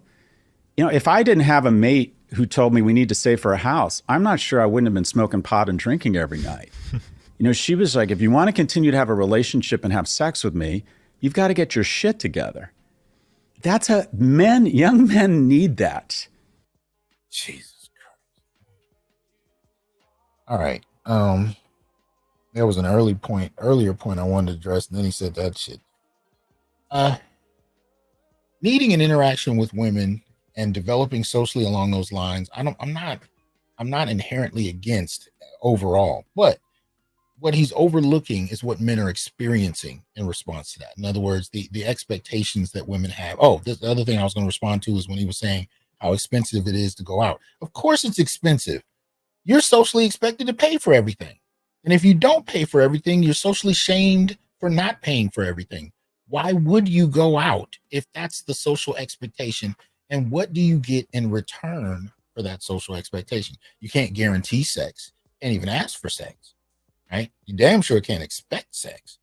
And that's the primary reason most people go out, most men go out, especially, and that's not to refuse relationships, but it's still part and parcel to that as well, right? But if you can't expect those things, you can't even talk about those things, and you got to cater to her. Men are finding that most of the time for the average dude, and he alluded to it earlier in the discussion, it's just not worth the sacrifice. So it's not surprising. And why do women go out more? How many times have you seen a ladies' night, you know, or they're letting ladies in the clubs for free and shit like that? If the environment caters to you and you're able to participate in it, I mean, women can leave the house with a purse with no money in it and have an evening. How many of y'all can do that? How many of you can leave the house with $2 in your pocket and have an evening? It's not really something that men expect. It's not something men have had a great deal of experience enjoying. So if the cost keeps falling back to us, it's not unclear to me why you have men who are withdrawing from that process. But when it comes to sex, again, the dynamics are different. Women can get sex whenever they want. For men, it takes effort. It takes strategy. It takes work. It takes a lot of work. It takes, for the most part, it's a different relationship to the labor of securing your interests in the dating market, whether they just be sexual, relationship-based, or marital. All of those things have a different bent when you're the one expected to initiate and pay for the dynamic. And if it doesn't fall into your pocket enough times, it tends to not be worth the sacrifice. So, hey, it is what it is. But he's not taking that into account enough, I think, in these assessments. And it just comes out as a kind of punitive, yet again, another punitive approach to what men are not doing right. A lot of shaming happening here with a kind of academic veneer. And again, if you're not even going to really, and this is not really to Scott Galloway, because I think most of the conversations don't even go this deep in trying to explain men. If you're not willing to even understand men, it's going to be a problem. It's going to be a problem. I got into a debate the other night on Facebook with a nationalist sister I know. And she posted this image of a black male and a white woman together. And she was talking about how problematic this was. And both Dr. Neal and I got into that discussion. We were going back and forth with a variety of people. We just got attacked from all sides, and we were just it was like watching Wolverine and Nightcrawler go at it in the X-Men 97 cartoon last week. But anyway, as we were going through it, I was explaining to him. I said, if you want to make this about white women, then fine, but you're missing most of the argument. You're really taking a small piece and hyper focusing on it. What you're missing is the larger context. The larger context is that men, most particularly black men, are dissatisfied with what they get for the enormous amount of work they have to put in to get it. And they're finding that it's not worth it. The disrespect, the contempt, and Kevin Samuels used to say it best. He said, even when you meet all the sixes, 6-figure income, you own your own home, you own your own car, you got a 6-pack, you everything, you got that together. He said, that doesn't guarantee you shit. He said, what it does is it gets you an interview. That's it. It gets you an interview. And you may still be dismissed by someone that doesn't have a quarter of what you have, but because she knows you want her, she engages you like somebody applying for a job, right? What happens when men stop applying for jobs? When, especially men who have met the standard and were still met with nothing in relation to what they got in the game for. When they start to take those interests elsewhere, now what? And I said, so that's what I was trying to explain. I said, you know, this nationalist discussion is so limited because you're really interested in just punishing black men with white women, but you're missing the larger point. It's not just white women. Black men are looking for women from wherever. The question isn't, is she white? The question is how does she treat me? And I said, that's the point you're missing.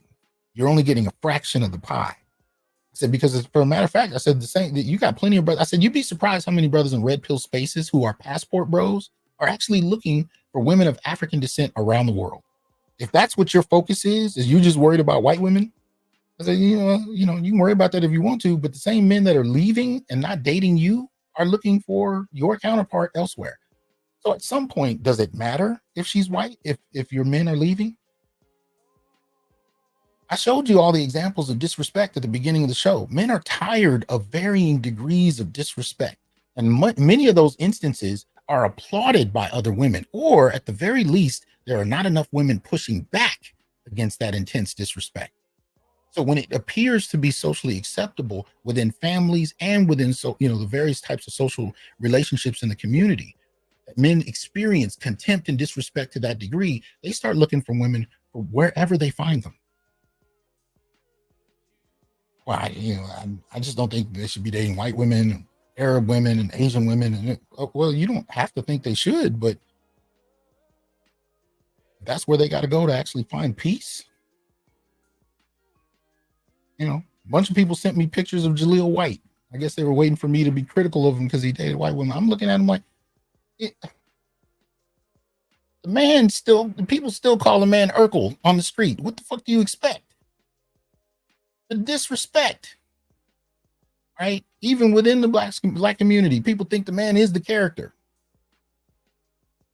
He had somebody that actually took him seriously, treated him well. You don't think that's going to play out? Oh, okay. So he's well. This is what we're dealing with right now. The game is changing. Men are actually making requests, and men. I'm saying men didn't do this for a long time. Men did not do this. Even up through the 70s, the 80s, the 90s, the 2000s, men did not do this. For much of the time, we held our nose and we accepted what we were given. Now men are responding. You had all this time to hear what men were saying. You didn't give a damn. Now men are responding. Now you up in arms. Now everybody is, you're calling men names. They're gay. They're Uncle Toms. They're this and that because they're dating women from other places. But you're running out of terms because the things that they're doing no longer fit the old paradigms. The old paradigms, the old insults, they don't work. The old shaming tactics, they don't work. They don't work. He shows up with an Afro-Latina from South America, or shows up with a woman from Ghana. You gonna call him an Uncle Tom? Doesn't really fit. But again, anything but address the problem, anything but bring the critique to women's contributions to the discourse. It has to remain Jermaine's fault. It has to. If it goes beyond that, then women got to be accountable, and we don't know how to do that. They need the guardrail of a romantic interest, the cocktail or the peanut butter and chocolate of a household where one person is more risk aggressive. That's really important. And pushing the boundaries of what can be done. And then another person who's more practical. And that oftentimes goes into gender roles. Not always, and sometimes it's flipped. But that's a powerful combination. 1 + 1 really does equal 3. And across every species, you see that the majority of really wonderful things, including offspring, but other things in terms of building a society, are a mix of different attributes. And so we have just fewer and fewer of that peanut butter and chocolate in households. There are now more people not only living alone, but living with their parents than ever before because they're not establishing this relationship. So it's absolutely bad for women, but typically, women still are economically successful, still find places to put that love, and quite frankly, don't start killing themselves or killing others. So it's not that it's any less bad, but the knock-on effects tend to be less bad for society. No, I hear this talking point a lot about how dangerous young men are who have no investment in society. And technically they're correct. I'm not saying it's wholly incorrect, but I do think it's often dismissed that the overwhelming majority of men don't shoot up schools. They don't shoot up, stores. That is not happening across the board. They've taken this faulty incel argument and applied it with a broad brush across the manosphere, across men in general. And it really deflects from the reality that you have men who are willing to withdraw and spend their time doing what they want to do, whether you find it useful or not, whether you like it or not. They are opting to do that rather than participate in engagements that offer them very little, if not nothing. And I think that's the point we need to really get to. Let's get beyond the shaming. Let's get beyond the, men are worse than bears bullshit. Let's get beyond the, these men are not marrying and having kids. And well, why don't we ask them why? And actually listen this time. Why don't we engage why they're doing what they're doing? They're playing video games all day. Okay, we've heard the critique about that. Why don't you ask them why? How about we try that? You actually have men, young, sometimes even boys, who are willing to do the things that they're most interested in over all the things you think they're supposed to be doing. Shouldn't that bear some kind of analysis and reflection? Shout out to Black Guru. Because men have been abandoned for many years now. Where has all the disaster and calamity has occurred? Well, yeah. Hey, but they'll pick out the one or two and say, well, look, this guy's lonely. He's an incel. He shot up a school. Okay, he did. But at the end of the day, how many millions of men didn't? And I went through the research from the Pew research, but also from the sort of Centers of Disease Control, just to clarify some of these numbers for women as well. And they cement everything you've said. Only 13% of women over 30 were married in 1970. That number has now risen to almost half. The divorce rate for women over 30 has doubled in the past 50 years. In 1970, only 10% of women over 30 were childless. Today, that number has risen to almost 30%. In 1970, only 28% of women over 30 were earning more than their husbands. Today, that number has risen to almost 50%. And in 1970, only 12% of women over 30 were living alone. Today, that number has risen to 35%. And on the point of loneliness, I was looking at how many men versus how many women have a best friend. And it's multiples more. So multiple more women still have relationships regardless of this state of affairs, because I think we get very casual about who has best friends and who doesn't. And obviously it'd be hard to quantify, but I would raise question about the quality of relationships as well. Because personally, I'd rather be by myself. And obviously these kind of dichotomous choices are not the best examples, but if I was forced to choose, I'd rather be by myself than have a bunch of people around me that didn't mean shit to me and didn't give a damn about me. And I can tell you, I've seen many a woman's relationship that had no substance and no value. And you can tell it doesn't have value because the first time she actually gets in a relationship that has value, a lot of them relationships drop to the side. So my point is, yeah, women may have reported having more friends, but are we talking about the quality of relationships? And if men are choosing in one way or shape or fashion to not socially interact as much, it may not be something we like, but can we understand it? Outside of just saying these men are pathetic, look what they're doing. Again, you're not talking to them. You're talking at them. You're talking about them, and you're talking about them to women. But you're not asking them why they're doing it, what they're experiencing, and what led to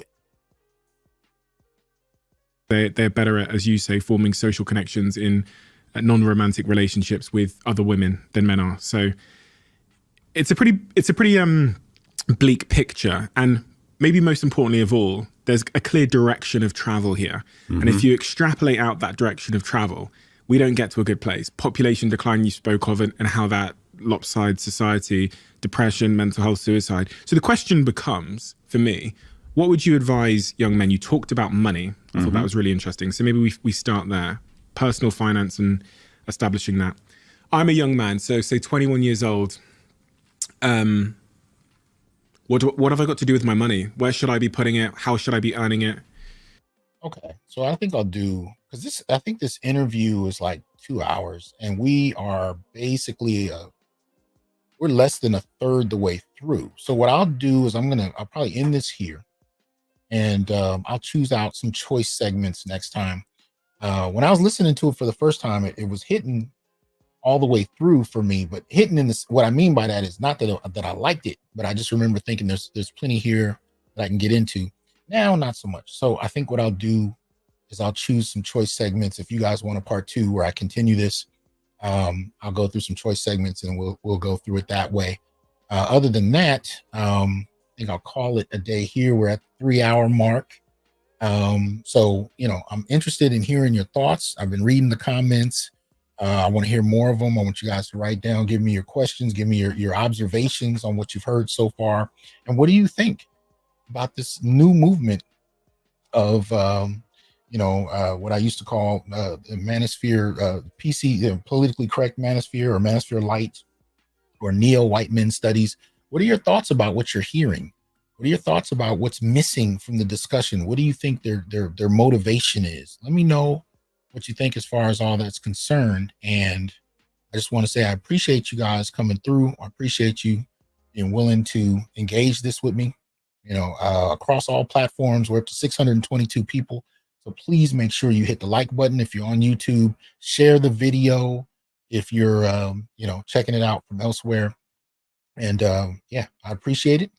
And we'll, let me see, where is this at? This is at, we're only 35 minutes into it. So we might have to do more next time. But anyway, appreciate y'all's support. Appreciate you coming through. Contribute, donate, all that good stuff. Give me your thoughts. Let me know what I missed. Let me know what else you'd like to talk about. And y'all have a good one. Peace. I am here to tell you, brothers, we are not criminals by birth, perennial rapists, incapable intellects, man-children, sperm donors, child support wellsprings, success objects, walking phalluses, ATM machines, lottery tickets, unintelligent henchmen, valueless assassins, pro bono mercenaries, unpaid bodyguards, interchangeable stepfathers, child discipline proxies, unpaid repairmen, workhorses, emotional tampons, or any other socially accepted dehumanizing stereotype. We are thinkers, inventors, innovators, leaders, fathers, and men. Embrace your humanity, know your worth, and extend your time, attention, and resources only to those who genuinely respect you. And remember, your worth is not defined by meeting other people's narcissistic and selfish and unrealistic needs. You define your worth. Peace.